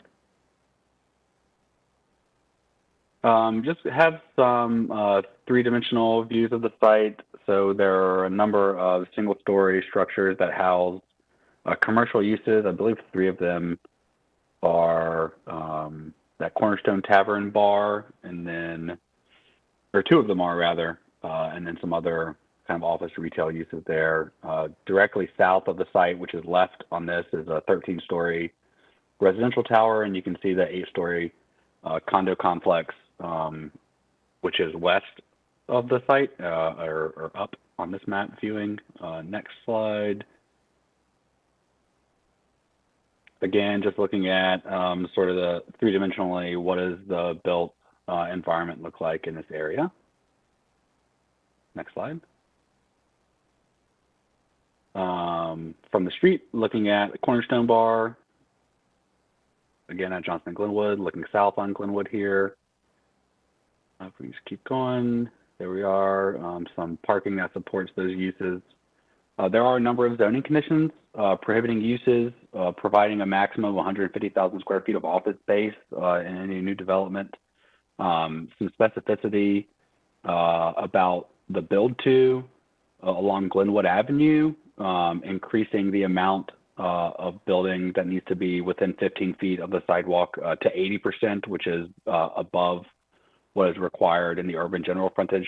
What that means is more of the building will occupy the space along Glenwood Avenue within 15 feet of the right-of-way.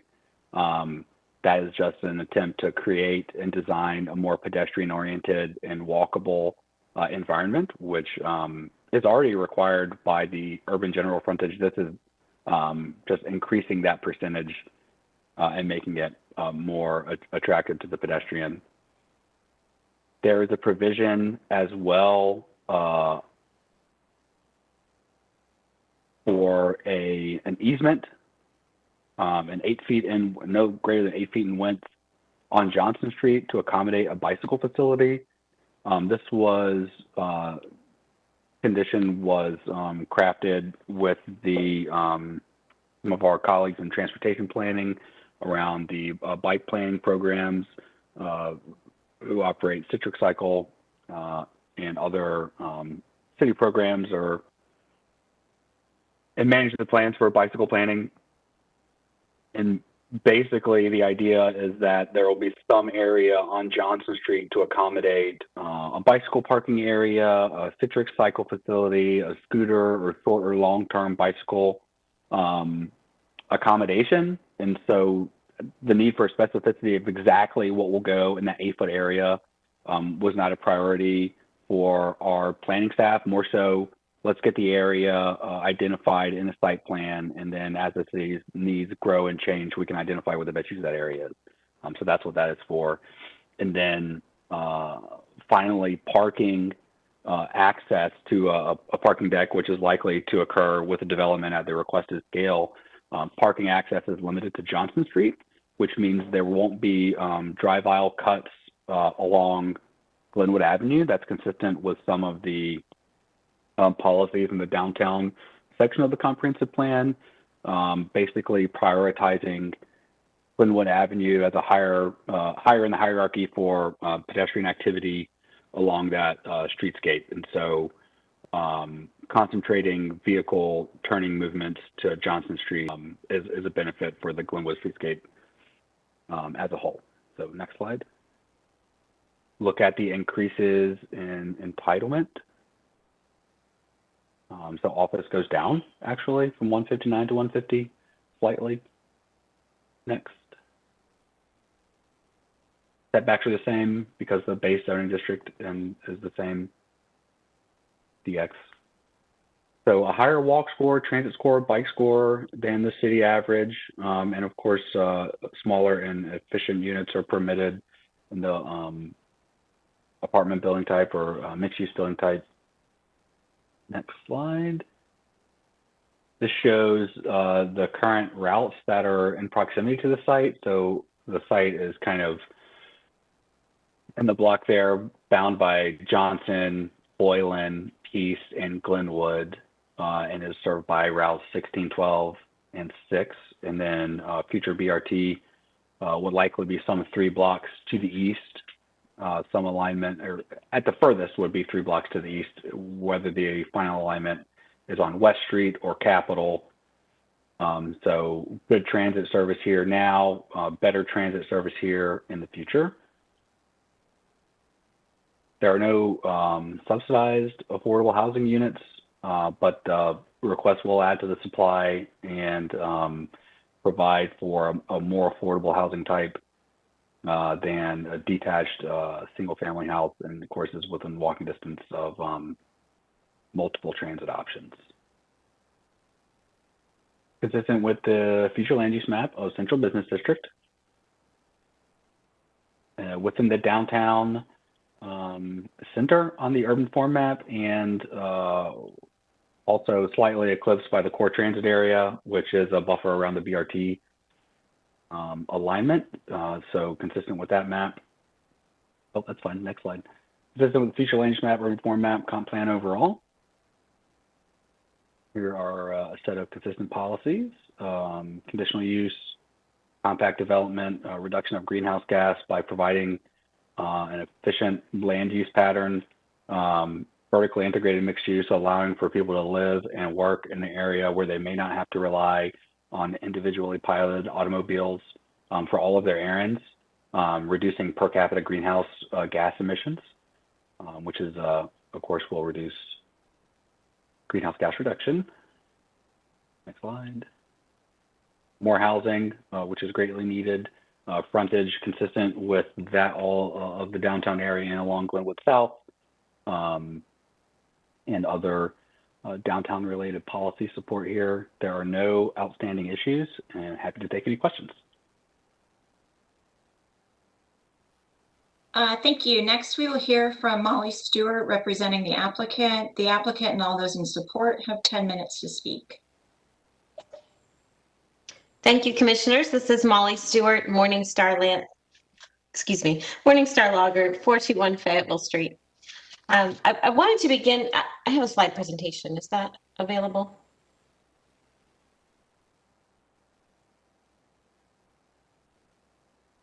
Thank you.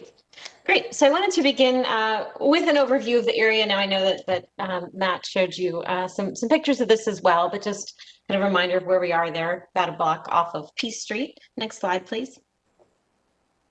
I also wanted to show a general idea of the uses that are proposed in this project. Now, to kind of explain what we're looking at, first, I do want to absolutely emphasize that this is an early concept.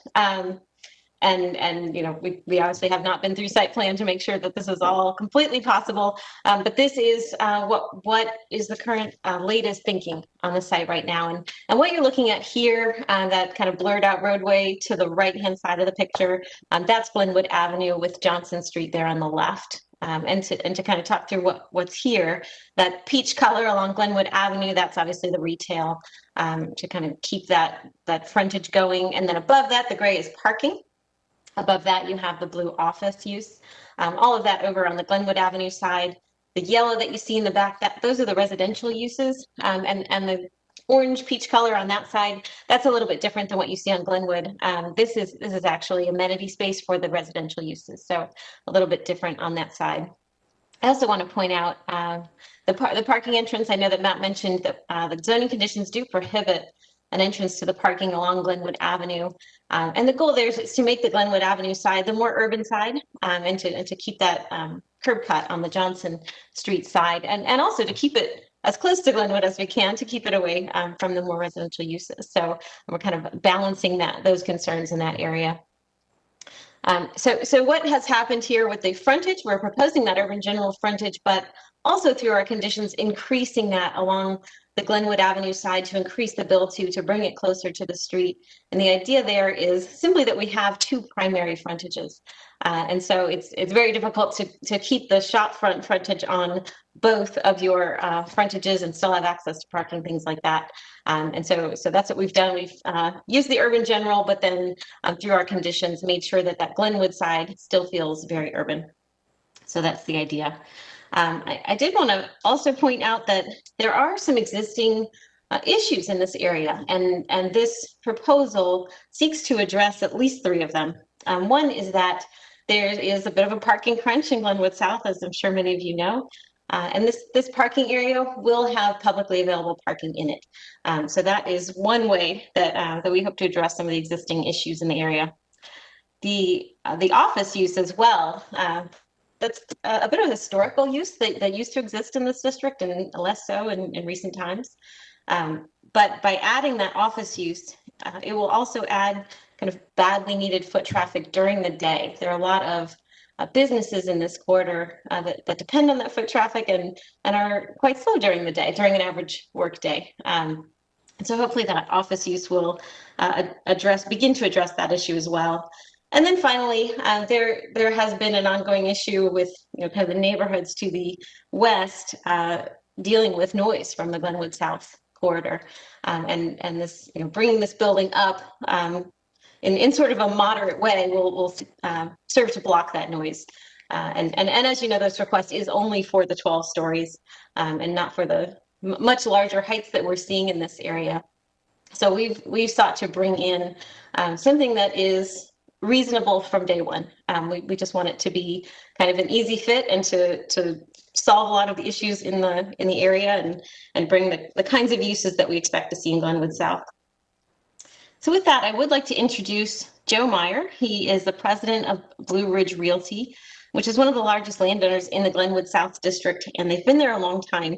Joe in particular has very deep roots in this district. Ever since his father actually built his first building at Glenwood Avenue North Street in 1964 on a site which is now occupied by the Gramercy. I know that Joe has had some internet trouble today, so I will attempt to turn it over to Joe if we can. Yes, I'm here. Can you hear me? We can, thank you. Okay. Thank you, Madam Chairman. I'm Joe Meyer, president of Blue Ridge Realty, 2501 Blue Ridge Road. I just want to give a brief description of our company. It's one of the oldest and largest commercial real estate firms in the Triangle, and we're based right here in Raleigh. We were recently ranked one of the top 6 commercial development companies by Triangle Business. Today, we own, lease, and manage approximately 1.5 million square feet, almost entirely in the Triangle area. Some of our most prominent buildings are the Atrium at Blue Ridge and, as Molly mentioned, the Gramercy and Glenwood South. We recently purchased 510 Glenwood directly across the street from this site and did a significant renovation, which has worked out very well. The first building we built was in Glenwood South. It was called 401 Glenwood Avenue, right at the corner of Glenwood and North Street, and that was in 1964, but it was recently demolished when we redeveloped the entire block for the Gramercy. So for several decades, we've been the largest property owner in Glenwood South, and we were also one of the pioneers of mixed use. In 1997, we built the Glenwood Center, which has Sushi Blues Cafe and Plates, and that's a retail, restaurant, and office mix. And then several years later, we built 222 Glenwood, a block up the road, which has multifamily over retail. So we have a lot of experience with urban vertical mixed use. Our company has received numerous awards, the Imprint Award, by the Downtown Raleigh Alliance, the Sir Walter O'Reilly Award for Community Appearance, the Golden Leaf Award for Community Appearance. So we're very proud of these acknowledgments. This particular site that you're reviewing today is the culmination of a 16-year journey. The first parcel was acquired in 2004, and then the last parcels were last year. So it's been a long journey for us. And in closing, we are very excited about this project. We believe the design is a good fit and appropriate use of the site and meets the needs of the area very well. And this development fits our expertise very well. This is what we do and where we do it. And we hope that this development will have a dynamic impact on downtown Raleigh and Glenwood South. Thank you very much. Happy to answer any questions you have.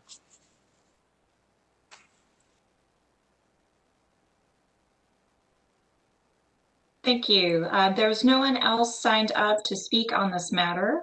So I'd now like to allow for questions and comments from the commissioners. Does anyone have any questions or comments? Seeing none. Oh, Commissioner Rains. Chair Fox, just a question for staff. Under the application, I saw that the Urban Design Guidelines questionnaire was not filled out. I may have missed it in the documents. Is that something that is required to be filled out as part of this application, or was that waived?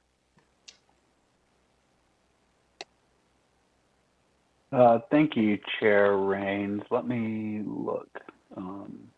It typically is required that that be filled out as a complete application. Oh, I'm sorry. I believe the urban design guidelines say the property to be rezoned is within a city growth center or a mixed-use center, or property rezoned located along a main street or transit emphasis corridor, which the property is along a main street corridor. Yeah, so they should have been filled out, but that did not. I guess that didn't get flagged with the application coming in. But the, so those responses would be typically provided to have the applicant describe in their opinions how a rezoning request would create some urban form benefit to areas like this in the city. But it was not completed by the applicant. Commissioner Winters. Thank you. I'm sorry, excuse me. I just wanted to say to the applicant and the applicant, basically it was refreshing to hear the comment about historical uses and taking it back to historical uses as a sixth generation Raleighite. We're not hearing that as much. So I'm very encouraged that finding the place of history and modernity and marrying them together, and marrying them together. So thank you for that, because we're not seeing that throughout Raleigh. Thank you. Thank you. Excellent comment. Seeing as we are missing a piece of information, we have a couple of paths forward. We could entertain a motion with the request to fill out the urban design guideline section to be seen by the council, or we could hold the case given the amount of time we have and review the urban design guideline section at a later meeting. What is the will of the commission?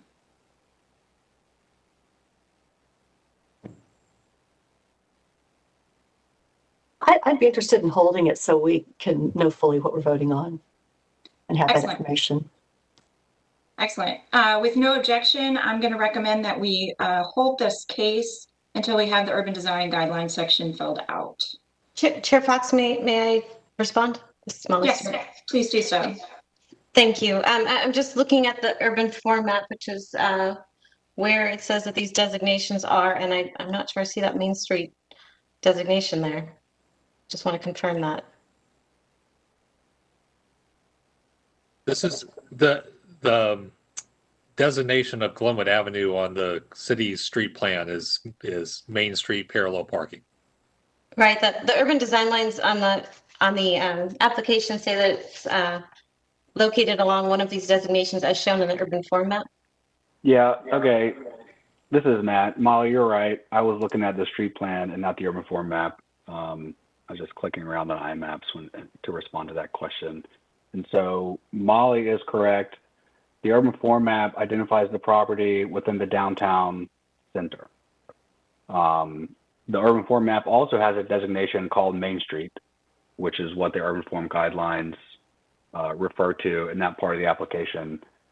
So that section of the application is not required for this type of rezoning request. I apologize, I had mistakenly conflated the Main Street parallel parking street type on the street plan map with the Main Street designation on the urban form map. But the requirement in the application is that we don't require the urban design guidelines to be filled out for a rezoning request in this location. So my apologies for the confusion. And thank you for clarifying, Molly. And I'm happy to answer any questions by the commission about that as well. Well, thank you for the clarification. I'd like to maybe offer the applicant a quick moment to pull up her rendering again and maybe walk through how you're meeting some of the urban design line considerations in the area again. Sure. As you know, I'll look for that to pop back up. But as you know, the urban design guidelines are lengthy, so I'll try to pick out some of the key provisions here without sort of dragging you through all of them. The slides coming back up. The slides are on their way. One moment. Thank you.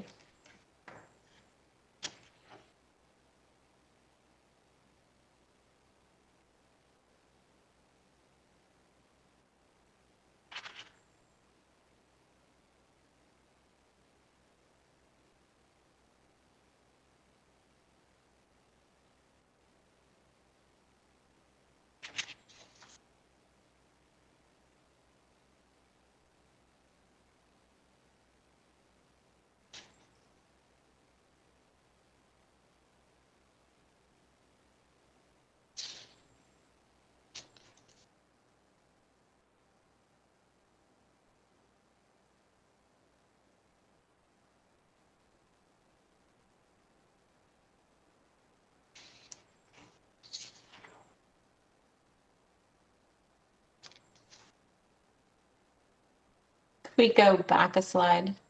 That may be more helpful.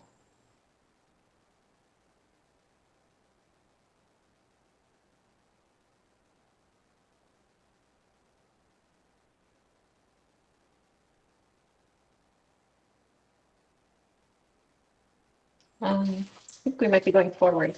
If we could go back to.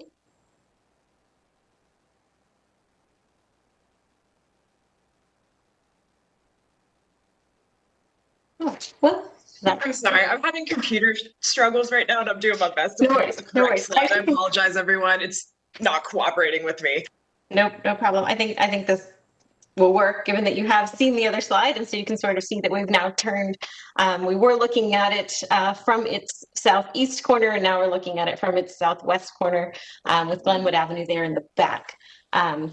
So given that, you know, I'm sort of looking through what the standards are, and this building is essentially everything these standards are looking for. There are several that are not applicable because they have more to do with, you know, layout of streets within a larger type of project. But for something like this, the idea of the design guidelines is simply to make sure that the building is up against the street, particularly at that corner, defining that corner. And you see that here, making sure that there are active uses along the street. And so you see, of course, along Glenwood, there's the retail, and then on Johnson Street, you see those residential amenities as well to make sure that those are active. Let's see, you know, there's just there isn't much here that would possibly even conflict. I mean, these look at things like, you know, parking lots in front of the building, no issues with the frontage that we've got here. You know, the guidelines seek to visually enclose the street to make that urban room, I think, we're clearly providing that. We've got pedestrian orientation, intensive land use within walking distance of transit stops. These are sort of very large scale type concerns, and they're very hard not to meet in a downtown urban type development. Wide sidewalks, all of these things. Pedestrian interest, they do start to overlap quite a bit as you get through them. And so I really I think the short answer is this building is effectively the definition of what these guidelines are looking for. Thank you for that. If we can stop listeners by a head nod or a thumbs up, do you feel you have enough information related to urban design requirements? Yep, seeing majority of thumbs up, I'd like to entertain a motion.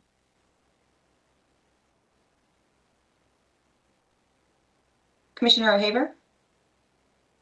I move to recommend approval of rezoning case Z 6420. Zoning request is reasonable and in the public interest and is supported by these specific policies. OU 1.2 future land use map and zoning consistency. OU 2.2 compact development. UD 1.10 frontage. UD 6.1 encouraging pedestrian oriented uses. DT 1.6 supporting retail growth, and DT 3.9 downtown as a regional center. Thank you. We have a motion on the table. Do we have a second? Commissioner Lampman? Second. Thank you. Is there any additional discussion or debate on the merits of the motion? Okay, seeing none. I will ask Shanitha for a roll call of the members to record their individual votes, and at the end of the roll call, I will announce the outcome of the vote.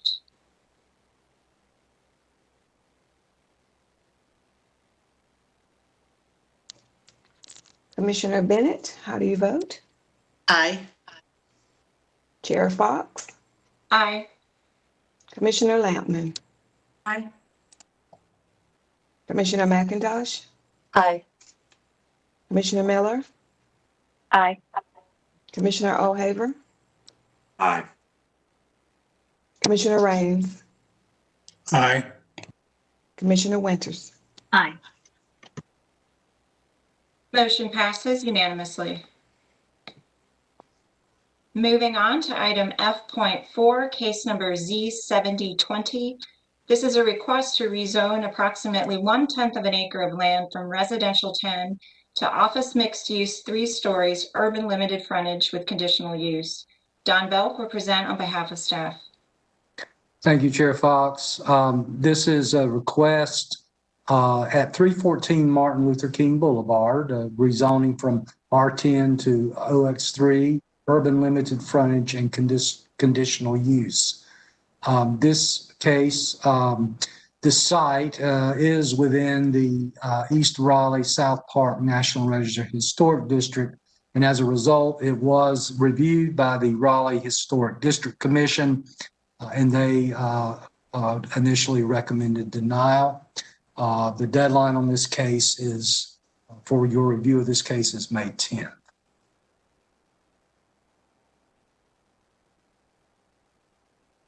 The zoning in the area is predominantly R10. You can see the overlay district there as well. The parcel across the street, fronting Martin Luther King, across Ellington Street, is also zoned over it. Next slide. Again, this view that shows the location of the site within the larger South Park National Register District. And a closer view, here you can see the proximity of the site to Shaw University. Some street perspectives. As you can see from Martin Luther King Jr. Boulevard, looking both east and west. And several facades and approaches note the two approaches south from Ellington Avenue, as well as a photograph of the Ellington Avenue streetscape.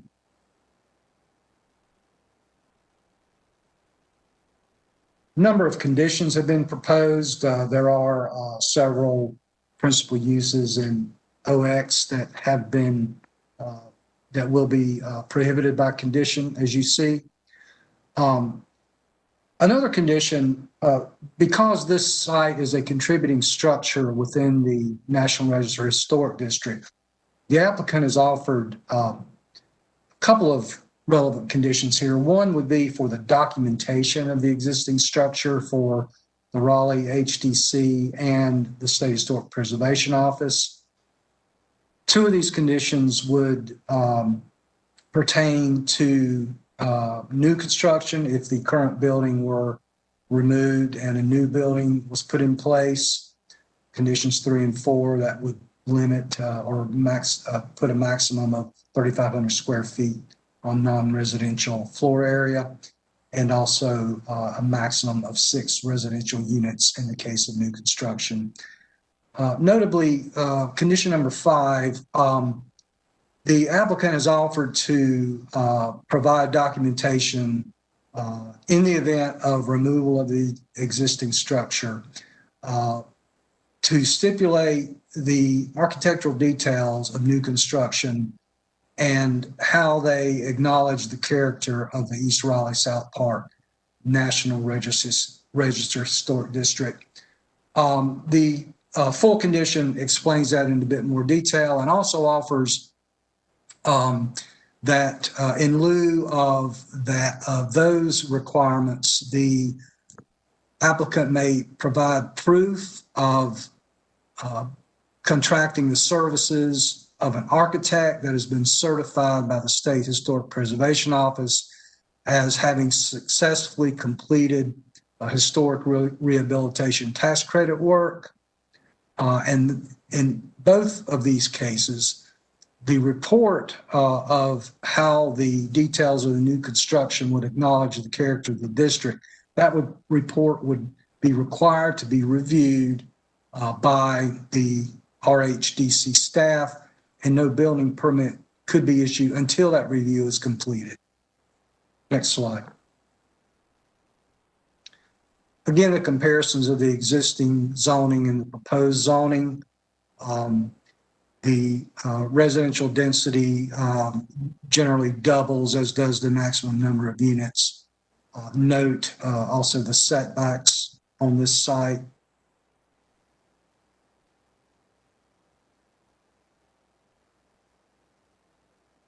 Next slide, please.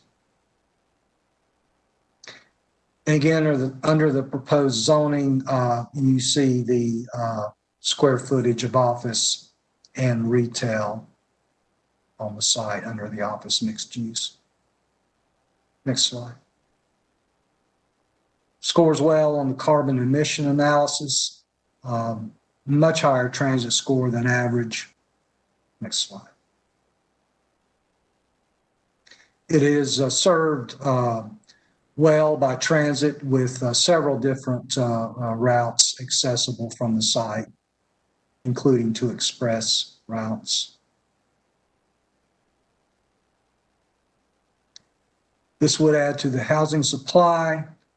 It does not include subsidized units, nor does it permit a variety of types. Of course, it's a very small lot in comparison with the city average, and it is accessible to transit. The request is inconsistent with moderate density residential on the future land use map,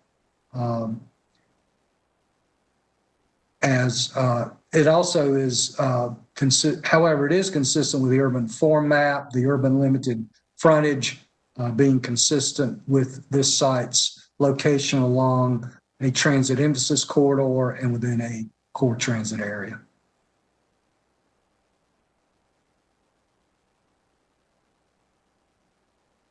The inconsistency with the flume has been noted. The future land use map designates this area as moderate density residential. Again, it is consistent with urban form.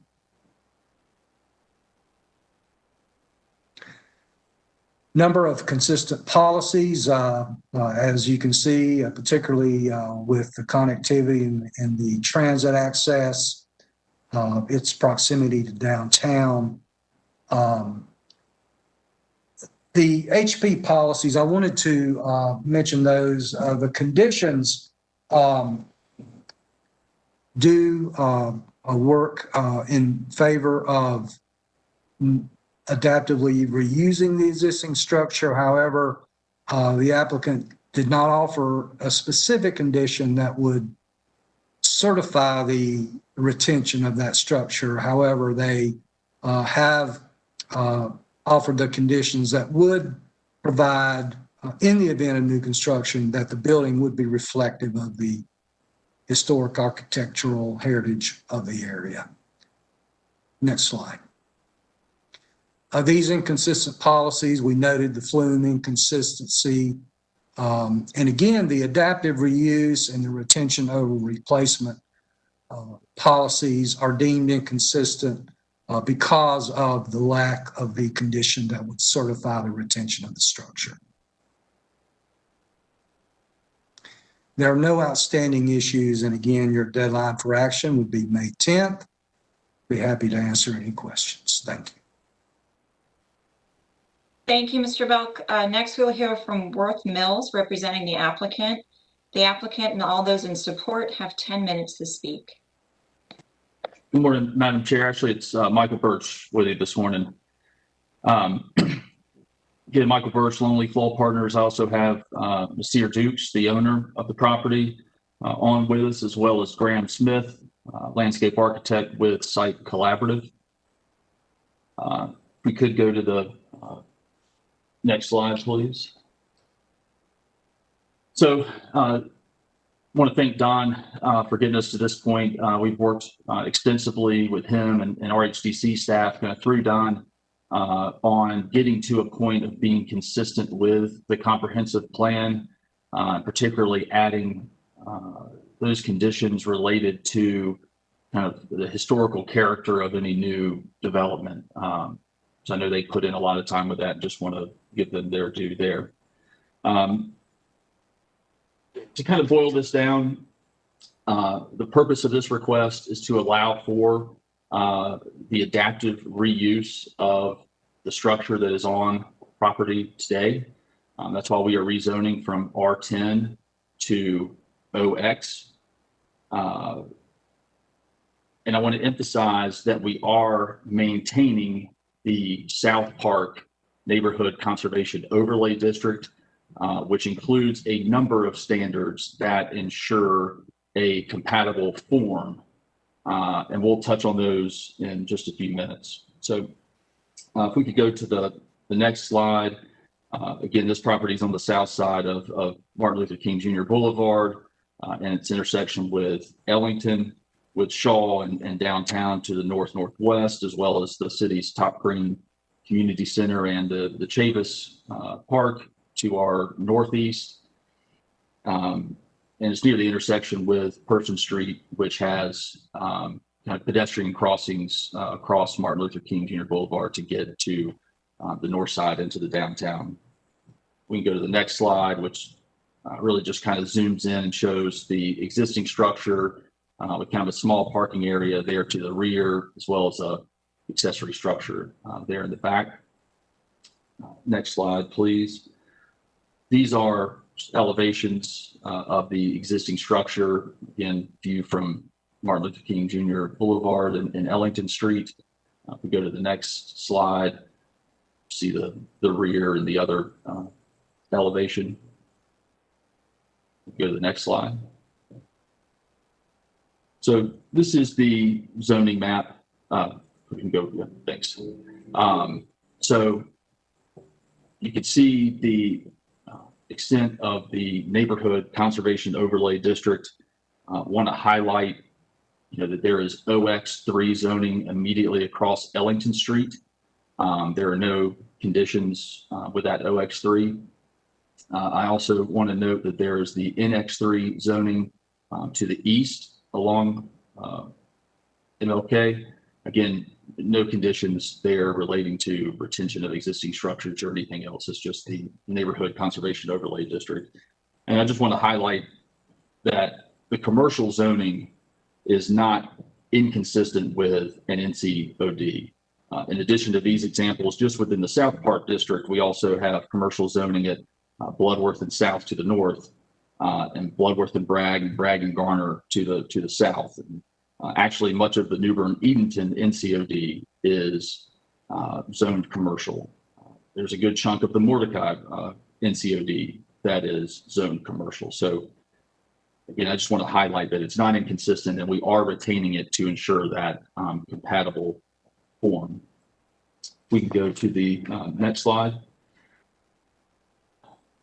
Again, this is the urban form map, and it reflects the most recent comprehensive plan amendment, so that the urban form map reflects the city's most up-to-date transit plans, investment in BRT, frequent bus transit. You saw the slide from Mr. Belk that shows how well served this property is today, again, with enhancements coming to the area.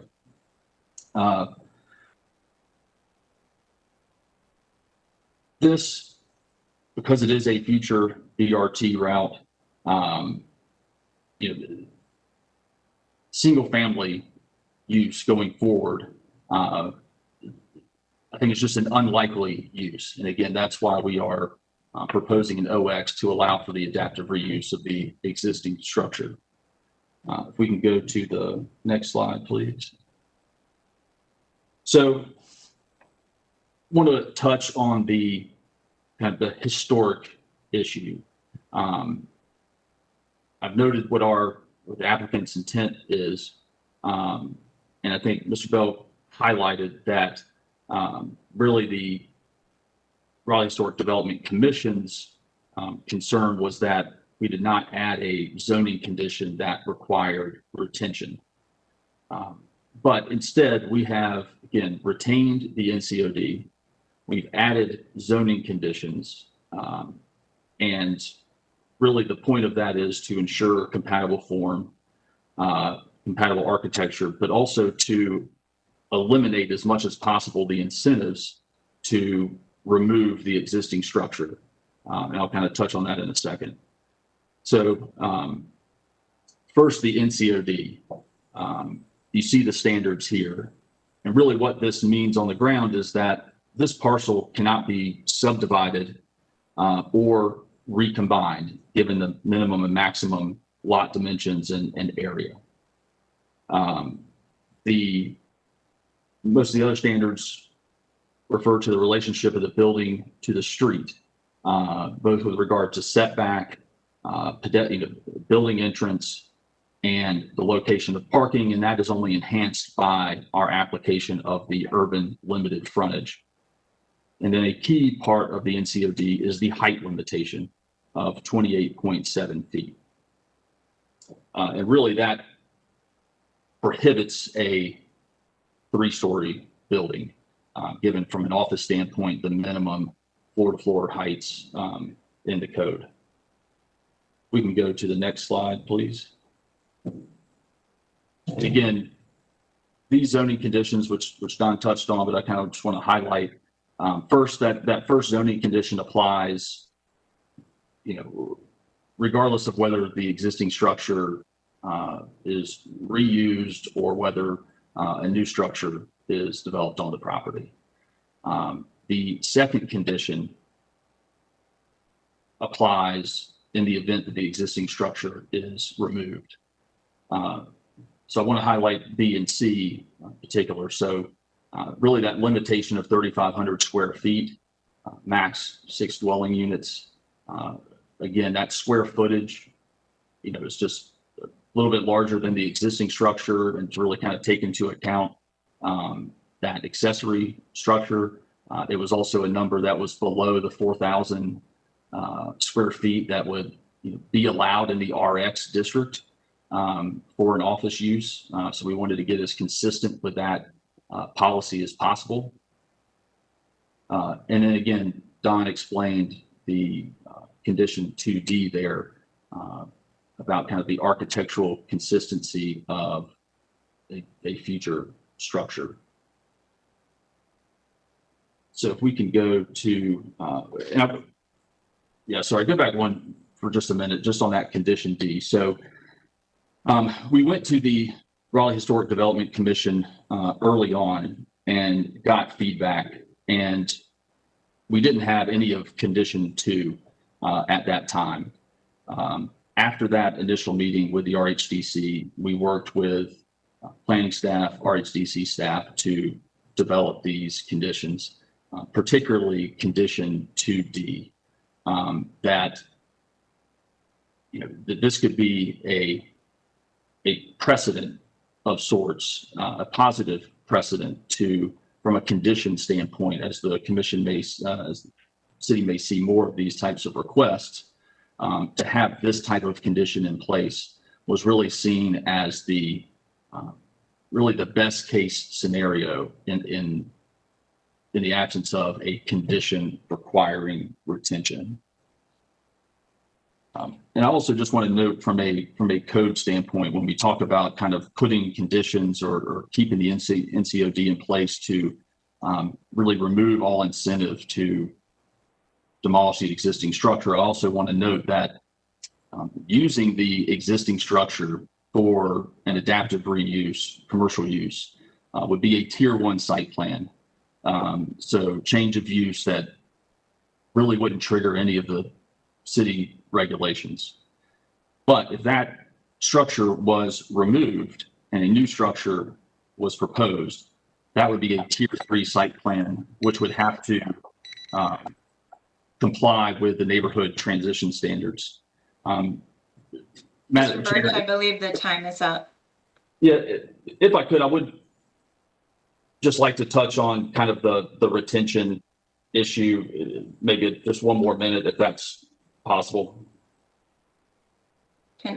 I'm seeing some thumbs up from the commissioners. Without objection, you have an additional minute. Thank you. Thank you. I just want to say that the only way to encourage an adaptive reuse is to allow for the rezoning. And I'll note that the city's policies do not say require the retention. I also want to note that this structure is in a national register district, which has no regulatory impact, only tax incentives.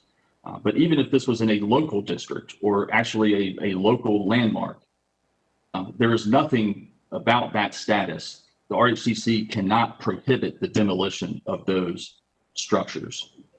So then the question is, what type of condition would kind of represent and be the best thing in the absence of a condition to retain? And I think that is what we all thought 2D was. And I would just compare this to 812 Wake Forest Road, which is that kind of beautiful house right across from the Wake Forest Road from like the Person Street Bar area. That was rezoned in 1994 for commercial to allow for an adaptive reuse. It did not require retention of the structure, but it had a similar condition to the one that we're putting on today. And if you've seen it recently, it's been beautifully redone and is being used. Thank you, Mr. Birch. I think the time is up. Thank you. I'd like to allow for questions and comments from commissioners. I understand Commissioner McIntosh may have some words or presentation or research. Yeah, I have some comments, and I have some images I forwarded to staff that I'd like to show with my comments. Thank you, Chair Fox. So this is the 314 Smithfield Street is shown on this December 1950 Volume 1 Sanborn Fire Insurance Map, which is available through the Library of Congress. Section 43 in yellow shows the location of Memorial Auditorium with a cross, and section 44 in pink shows the location of the site with a red dot. Next slide, please. This is the map of section 44. The intersection of Smithfield and Ellington is in the lower right corner. Next slide, please. And this is a close-up view of the street with 314 Smithfield and neighboring businesses and homes. And next slide. And this is a close-up of the Ellington intersection showing the Leitner Funeral Home on the west side of Ellington and 314 Smithfield on the east side of Ellington. As noted in the South Park area plan guidance, character is added to the neighborhood through the homes of notable residents and community leaders. I'm privileged to say that I knew a notable resident who lived at 314 MLK, and I'd like to share some details of his life. Dr. William R. Footsie Edmondson Jr. was a member of my church. Footsie was a part of the Great Migration of more than 6 million African Americans out of the South and was also an early member of the return migration. He was born in 1926 and attended Raleigh Public Schools. He earned a Bachelor of Science from Shaw University at age 17 and an advanced degree in medicine from Howard University at age 21. His internship and residency in internal medicine were in New York City. Dr. Edmondson served in the Medical Corps of the United States Air Force during the Korean conflict and was discharged as a full captain. He spent his life as a dedicated civil rights activist. Causes near to his heart included raising funds for the United Negro College Fund and the NAACP, the plight of the American Indian, the African National Congress, and causes that would assist with the betterment of mankind, particularly people of color. Footsie was a life member of the Alpha Omega Alpha fraternity, the ACLU, the NAACP, and was also a member of the Committee for Prostate Medical Research at Duke Medical Center. At a time when racial diversity was not prevalent, he became the first African-American physician to obtain admitting privileges at Orange Memorial Hospital in Orange, New Jersey. He retired early and returned to Raleigh with his wife Maria to take care of his ailing mother. When I knew him in the 1990s and early 2000s, he would speak of his effort to help stabilize his childhood neighborhood from his home at 314 MLK. The health and welfare of the South Park neighborhood were important to Dr. Edmondson. He passed away in 2005, and this concludes my slides. And I'd like to make a request of planning staff to include in our meeting minutes 314 MLK Martin Luther King Jr. Boulevard was the Edmondson family home. The Edmondsons are the only family listed in Wake County real estate records for this house. I would like this to be in the record as a small way of honoring the goals of the South Park Area Plan guidance.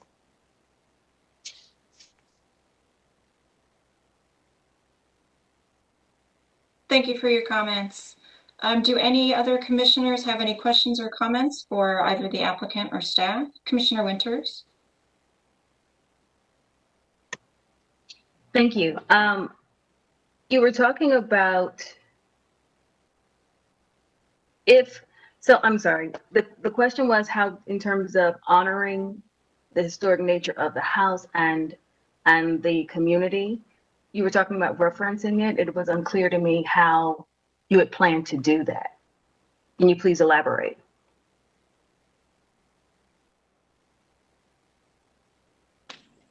Commissioner Winters, I want to make sure I understand your question. So, in working with RHDC, we developed that condition 2D. So there was a focus of the RHDC on ensuring that in the event that the existing structure was removed, that any new construction would be reflective of the South Park character. And so RHDC staff drafted the condition, which we I believe, accepted in whole without any changes, that condition 2D that essentially requires kind of an evaluation and a stipulation of how the future building reflects that South Park architectural character, or in lieu of that stipulation, requires the retention of an architect approved by the State Historic Preservation Office for any new services on the property. So I was just saying that condition 2D was aimed at kind of ensuring compatible architectural character with the historic district. Okay, and just a follow-up question, Chair Fox. And to be clear, but our HDC did deny, they're in denial or in opposition to this, correct?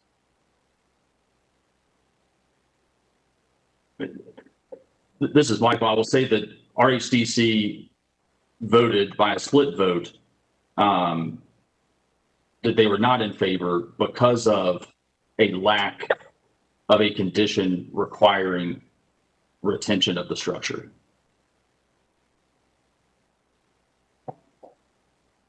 Commissioner Miller? To clarify further, did you say that that vote occurred before or after this condition 2 was provided? So we had 2 votes, one before and one after. So they did review the latest set of conditions. That was initially a split vote as well, based on those who voted kind of in support of our proposal recognized that there is not a requirement of retention for any other structure, in the city, whether in a national or local district, and the others that voted, in opposition, again, still wanted that condition for retention. I'd like to see if we could hear from RHDC staff for a moment.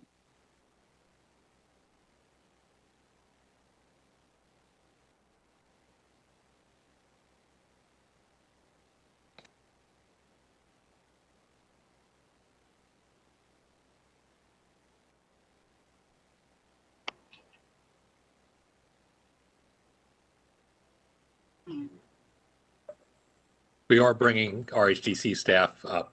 Let's give us a second.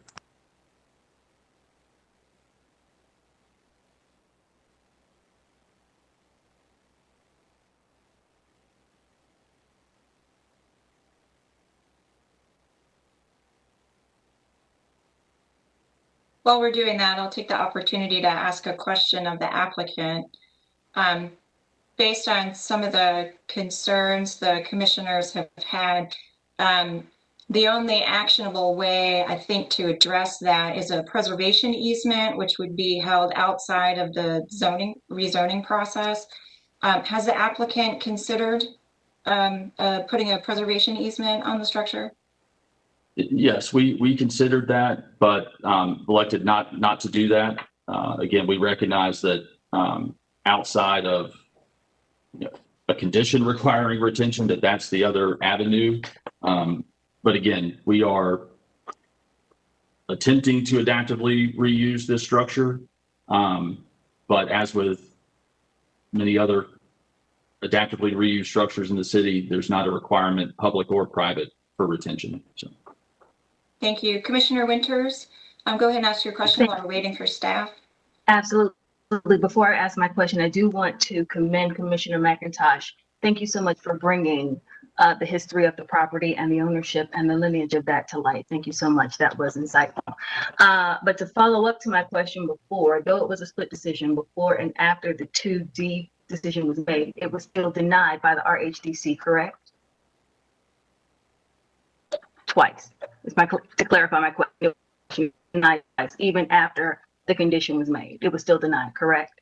I believe Colette Kinane is on the line. Colette, can you answer that question? Yes, I can. Can you hear me? Yes, we can. All right. So yes, there were 2 votes.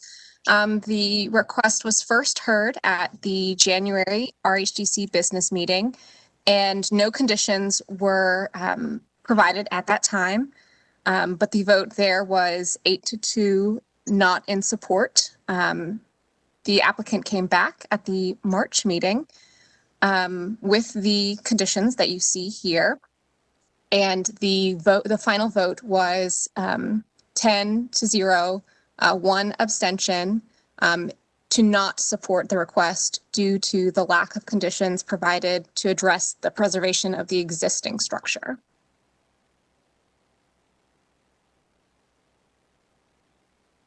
Commissioner Miller?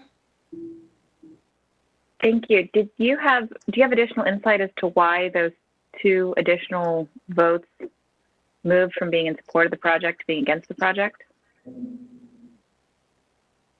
This is Colette again. I do not recall the two individuals that voted. I think that during the presentation, the applicant did state that adaptive reuse was something that they were interested in. And I think that they were willing to support that path forward. But ultimately, all of the commission members wanted to see what conditions would be added. Commissioner Miller, this is Michael Birch. So at that second RHDC meeting, the first motion on the table was a motion to recommend approval, which failed by with only 2 or 3 votes in support of that motion. And so once that motion failed, again, split vote, then the second motion was in order to not support the request, and all of the commissioners, knowing kind of what the result of the vote was, voted in favor of that motion. But I did want to highlight that even at that second meeting, there were RHDC members in support of our application with those conditions proposed. Commissioner Bennett?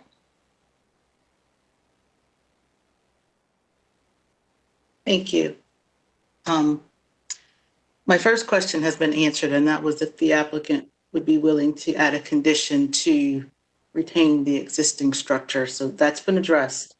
I have a couple of comments. I don't know if they're questions. They may end up being questions, but we spend a lot of time on our cases hearing about the city's priority in adding housing.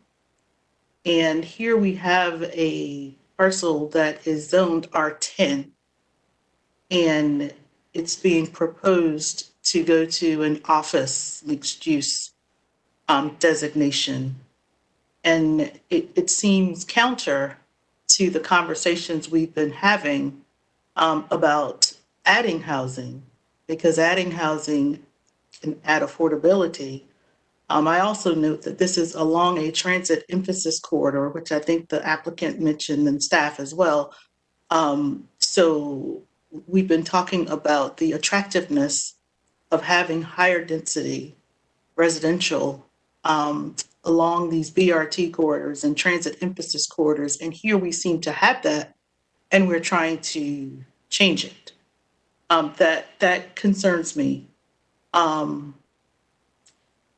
With the new office building, if it's office that's being proposed, I'm not sure if it's office or residential, but if there's an office structure that goes there, even if the structure is adaptively reused, would the office serve the community that's there?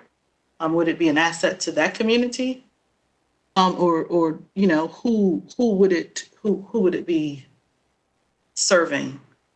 I'm most concerned about I'm concerned about the rezoning. I'm concerned about not preserving the existing structure. I'm concerned about setting a precedent. I noted in the staff report, I'm looking off screen because I have another screen up here. The staff report said one of the reasons this is listed as consistent is because there is a commercial use adjacent to the site at the southwest corner of Ellington and MLK. This is why we have to be careful about setting precedent, because since a precedent was set across from this, now we're being said, oh, well, this is consistent because look, we already set this precedent. And so we continue to whittle away and whittle away and whittle away at this historically Black community until we get what we've been getting. And that concerns me. No, this one parcel isn't going to make or break a neighborhood, but I'm concerned about setting a precedent because there's already one parcel that's been rezoned. So now we rezone this one, and before we know it, that entire area is going to flip to something else. And we set the precedent. I don't want to set the precedent.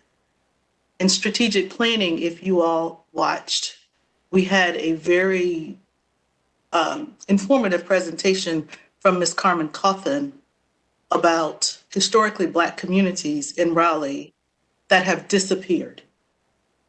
They're no longer here. Their pictures, there's some names remaining. A lot of higher income neighborhoods are being developed using those names, seemingly to pay homage to them. But they're gone. I'm tired of preserving my history with pictures, with documentation. How about we just preserve the actual neighborhood?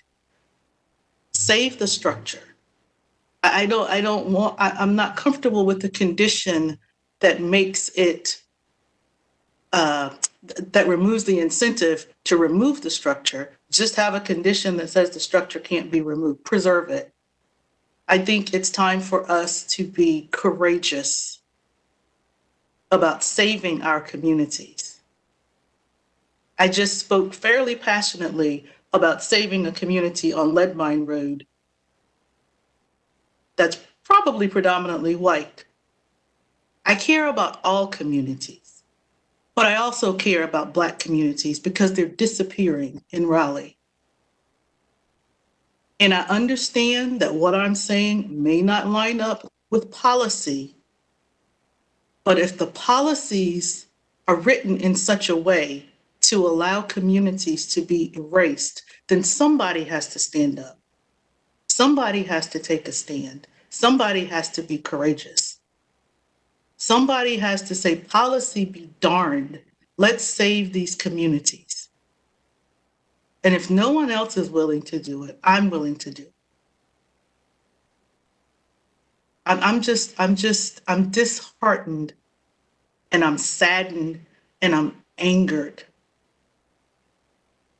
by these rezonings that keep coming before us. That just one rezoning at a time erase historically Black communities in Raleigh. That is not who we should be. That is not who we should want to be. These communities are important. Commissioner McIntosh showed us why this particular structure and this parcel is historically significant. I don't want it preserved with a picture. I want the actual structure preserved. I want it to remain residential. Let's build up these communities, not by putting in what we think should be there, but let's preserve them in place as they are and invest in them and help them to be better communities as they are. I think it should remain R10 along a transit emphasis corridor, which we have said on other cases is a priority.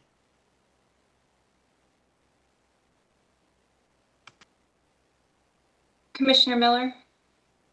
I wanted to thank Commissioner Bennett for that. I struggle a lot with these cases because at my heart, I am a textualist. And if this project is consistent with the comprehensive plan, and in addition, there is no private or public requirement to retain this house, then what do I do in that case when I'm, as an attorney, certainly trying to evaluate each case based on the text and everyone's ability to follow what the rules set forth in government say.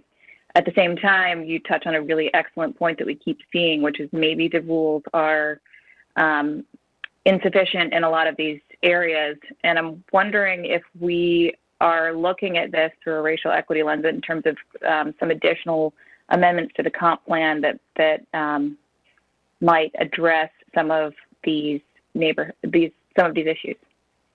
Maybe that's a question for staff.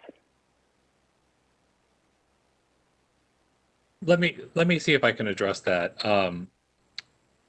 We have policies in the plan that do speak to preservation, and those policies were cited in the staff report. The current state of play is that South Park area, which has certainly, I can't speak to it because so much change has happened to it, certainly was eligible for local historic designation, has never had it. And one of the reasons why it's never had it is that there's significant neighborhood opposition to having it.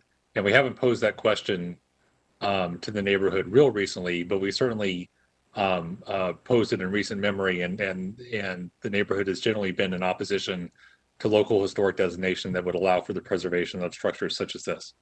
So the structures are unprotected from demolition today. They would be unprotected from demolition with or without this rezoning.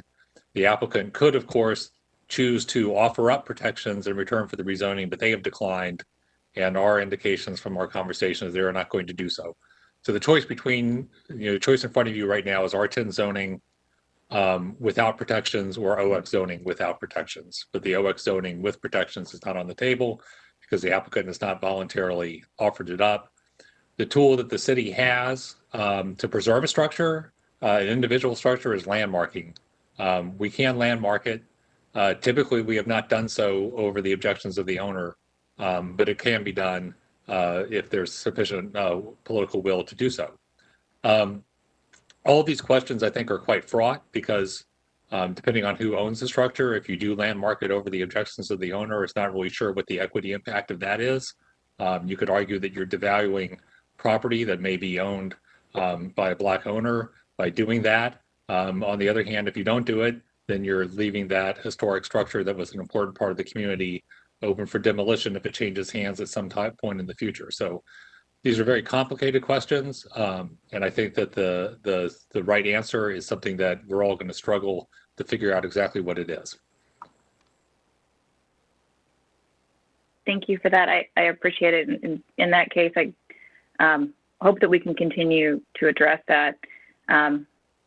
But given my perspective, including that government and its processes and policies need to be predictable, I'm going to have to support the textual interpretation in this case as well. But I really hope this is something that, as opposed to on a zoning by zoning case, we can address on a much more broad level, especially given that there are no protections today, and that for that just, trying to only look at this with each rezoning case, it seems insufficient to address this larger issue. Commissioner McIntosh, I think I saw your hand, and then Commissioner Bennett. Thank you, Chair Fox. I just have one additional comment, just to add a little detail on this. When I was looking at Wake County real estate data for the Edmondson house over the weekend, and I saw the sale price paid to the family, my stomach dropped. The amount was less than the price of my car and substantially less than the land value alone. I'm sure this transaction was perfectly legal and is probably similar to a lot of other transactions in Southeast Raleigh, but it is wrong, it is predatory, and it is heartbreaking. And it is an example of one of the many acts that are at the root of our society's racial wealth gap. 314 Martin Luther King Jr. Boulevard is in the heart of the East Raleigh South Park National Historic District and frames the street entry from MLK onto Ellington with its neighbor, the Lightner Funeral Home. This is a pre-World War II Black middle-class home in the heart of Raleigh's largest historic Black neighborhood. If Raleigh doesn't preserve our East Raleigh South Park National Historic District here, where will we? Thank you for your comments. Commissioner Bennett? Thank you. So I wanted to say that I understand that the applicant is not required to preserve the structure. My hope is that applicants will want to preserve the structures without having to be required to preserve the structure. Commissioner or Vice Chair Winters has mentioned before, sometimes we see with other cases, applicants aren't required to do certain things, but they come to us with all of these elaborate conditions, and we tell them what a great job they've done because, wow, they've even considered dumpsters. They don't have to, but they do. It is unfortunate that they have to be required to preserve Black communities. Let's just let that sit for a minute. So I understand that they're not required to. I also understand that it's nice, as Commissioner Miller said, that when government can be predictable. I get that as well. I would argue that it is predictable, which is why I'm speaking up, because we can all predict what's going to happen here because it's already happening. It's been happening. And what I am suggesting is a disruption in the predictability, because change doesn't come with predictability. I recognize we're just a planning commission. We can't change the world. I get it. We can't change policy, but we can speak up and we can speak out when we think the policies don't support the overall goals of the city and the public good. And Mr. Bowers, I do recognize that the staff report did point out the inconsistencies with historic preservation and those other policies that you mentioned. So I appreciate that. But to say we're bound to approve this because it's consistent with the comprehensive plan, I don't think is, I think that's too predictable. And I think that's doing what we've always done. And we're going to continue to get what we've got. But we're going to have people speaking out about the preservation of Black communities and how they're anti-gentrification and they don't want to see this and they don't want to see that. But then we keep taking the predictable route. And I just think we need to do something different. I by no means tried to imply that the commission did not have within your scope of action to recommend denial of this case. You certainly do. I wasn't, that wasn't addressed to you, Mr. Bowers. I apologize. That wasn't addressed to you. I was just thanking you for pointing out that the staff report had noted the historic preservation consistency or inconsistency. The rest of it was me talking. I see Commissioner Winters has her hand up, and then after that, I might offer a recommendation on how we move forward on this. In light of all the conversations that we're having right now, I think it's also important to say to also piggyback off what Commissioner Bennett has said, and also in response to Commissioner Bennett and in response to Commissioner Miller. The thing is, when we're talking about policy, if we can just be honest, policy is biased, as well as the documents, the UDO, the comprehensive plan. They're biased. So that's where we get the predictable statement. So when we're talking about disruption, this is hard because it continues because of the biases that have been established. When it comes to the biases of spaces. And as Carmen Cawthon also shared with us during the strategic planning committee meeting, that the biases are also based and the monetary value based on the spaces dependent upon the people that reside there, which goes back to Commissioner McIntosh's comment about being sold on the dollar. This is hard. This is heartbreaking. It is infuriating because not only is this the capital city, we also have to remember that there are spaces with this being the capital city that are historic just by default. This is also a former freedmen's village. That in itself, so we call it historically Black, yes, but this was also a freedmen's village. And looking at the history and the trajectory that this has taken. And while I respect the applicant and their right for commerce and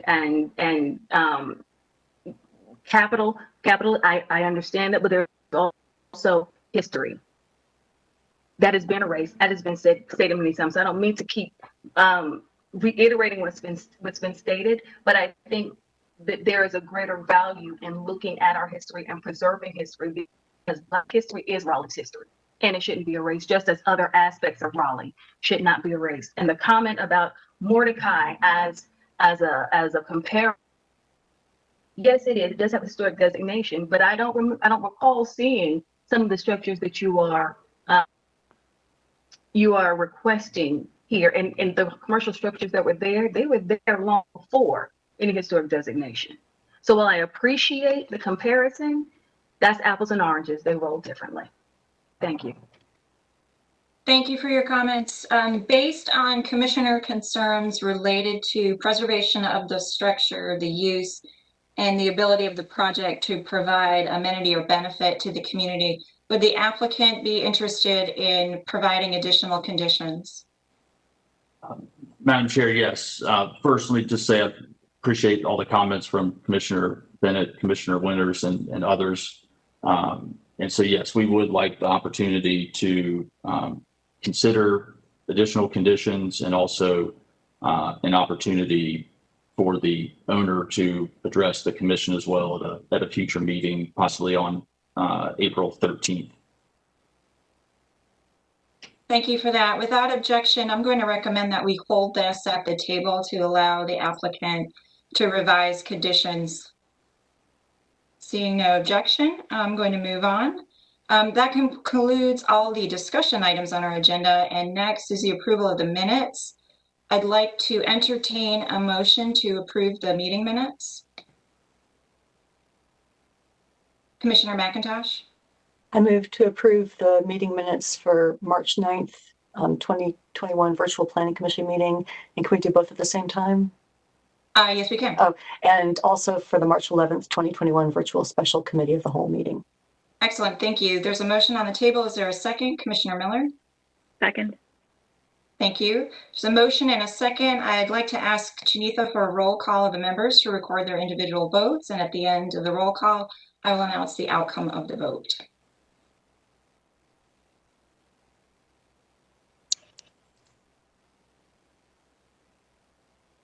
Commissioner Bennett, how do you vote? Aye. Chair Fox? Aye. Commissioner Lampman? Aye. Commissioner McIntosh? Aye. Commissioner Miller? Aye. Commissioner O'Haver? Aye. Commissioner Rains? Aye. And Commissioner Winters? Aye. The motion passes unanimously. Let's see, I believe we are now on to the report of the chairperson. There was an email sent out by staff asking for topics of the upcoming retreat. I'd ask you all to think about that and provide a response. And some potential dates will be sent out this week from staff. Please keep an eye out for that. Next is report of the members. Do any members have a report? Commissioner Bennett? Yes, I'd just like to report that the Transportation Committee will not be meeting this Thursday prior to Committee of the Whole.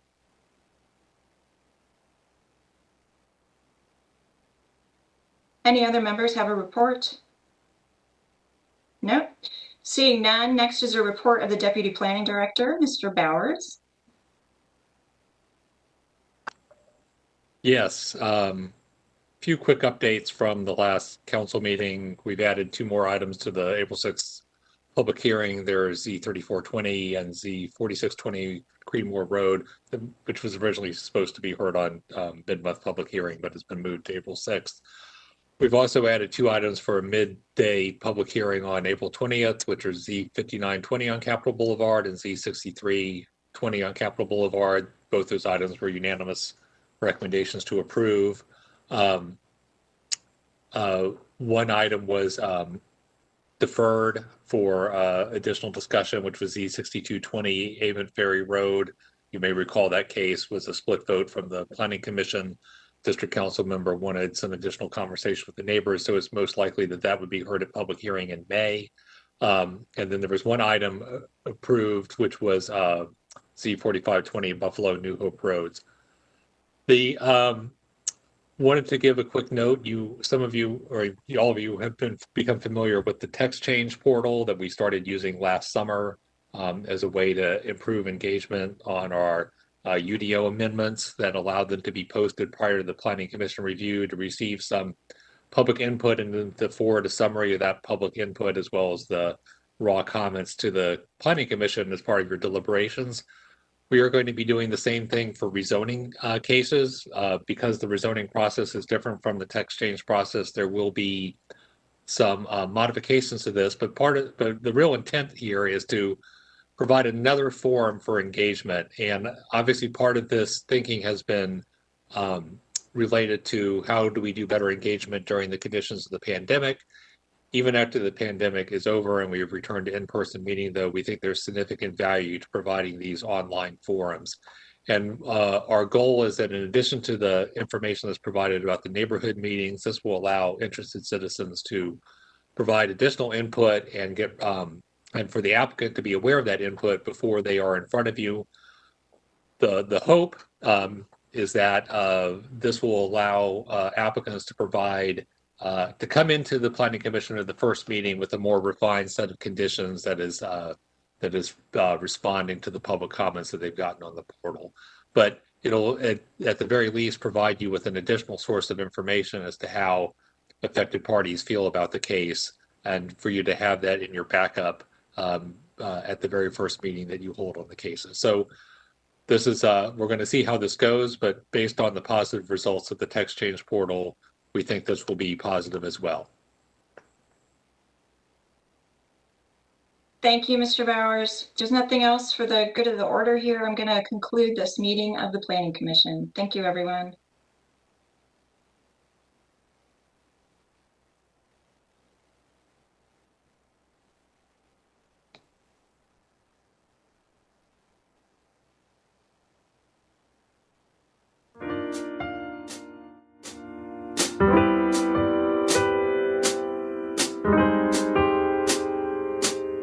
Thank you.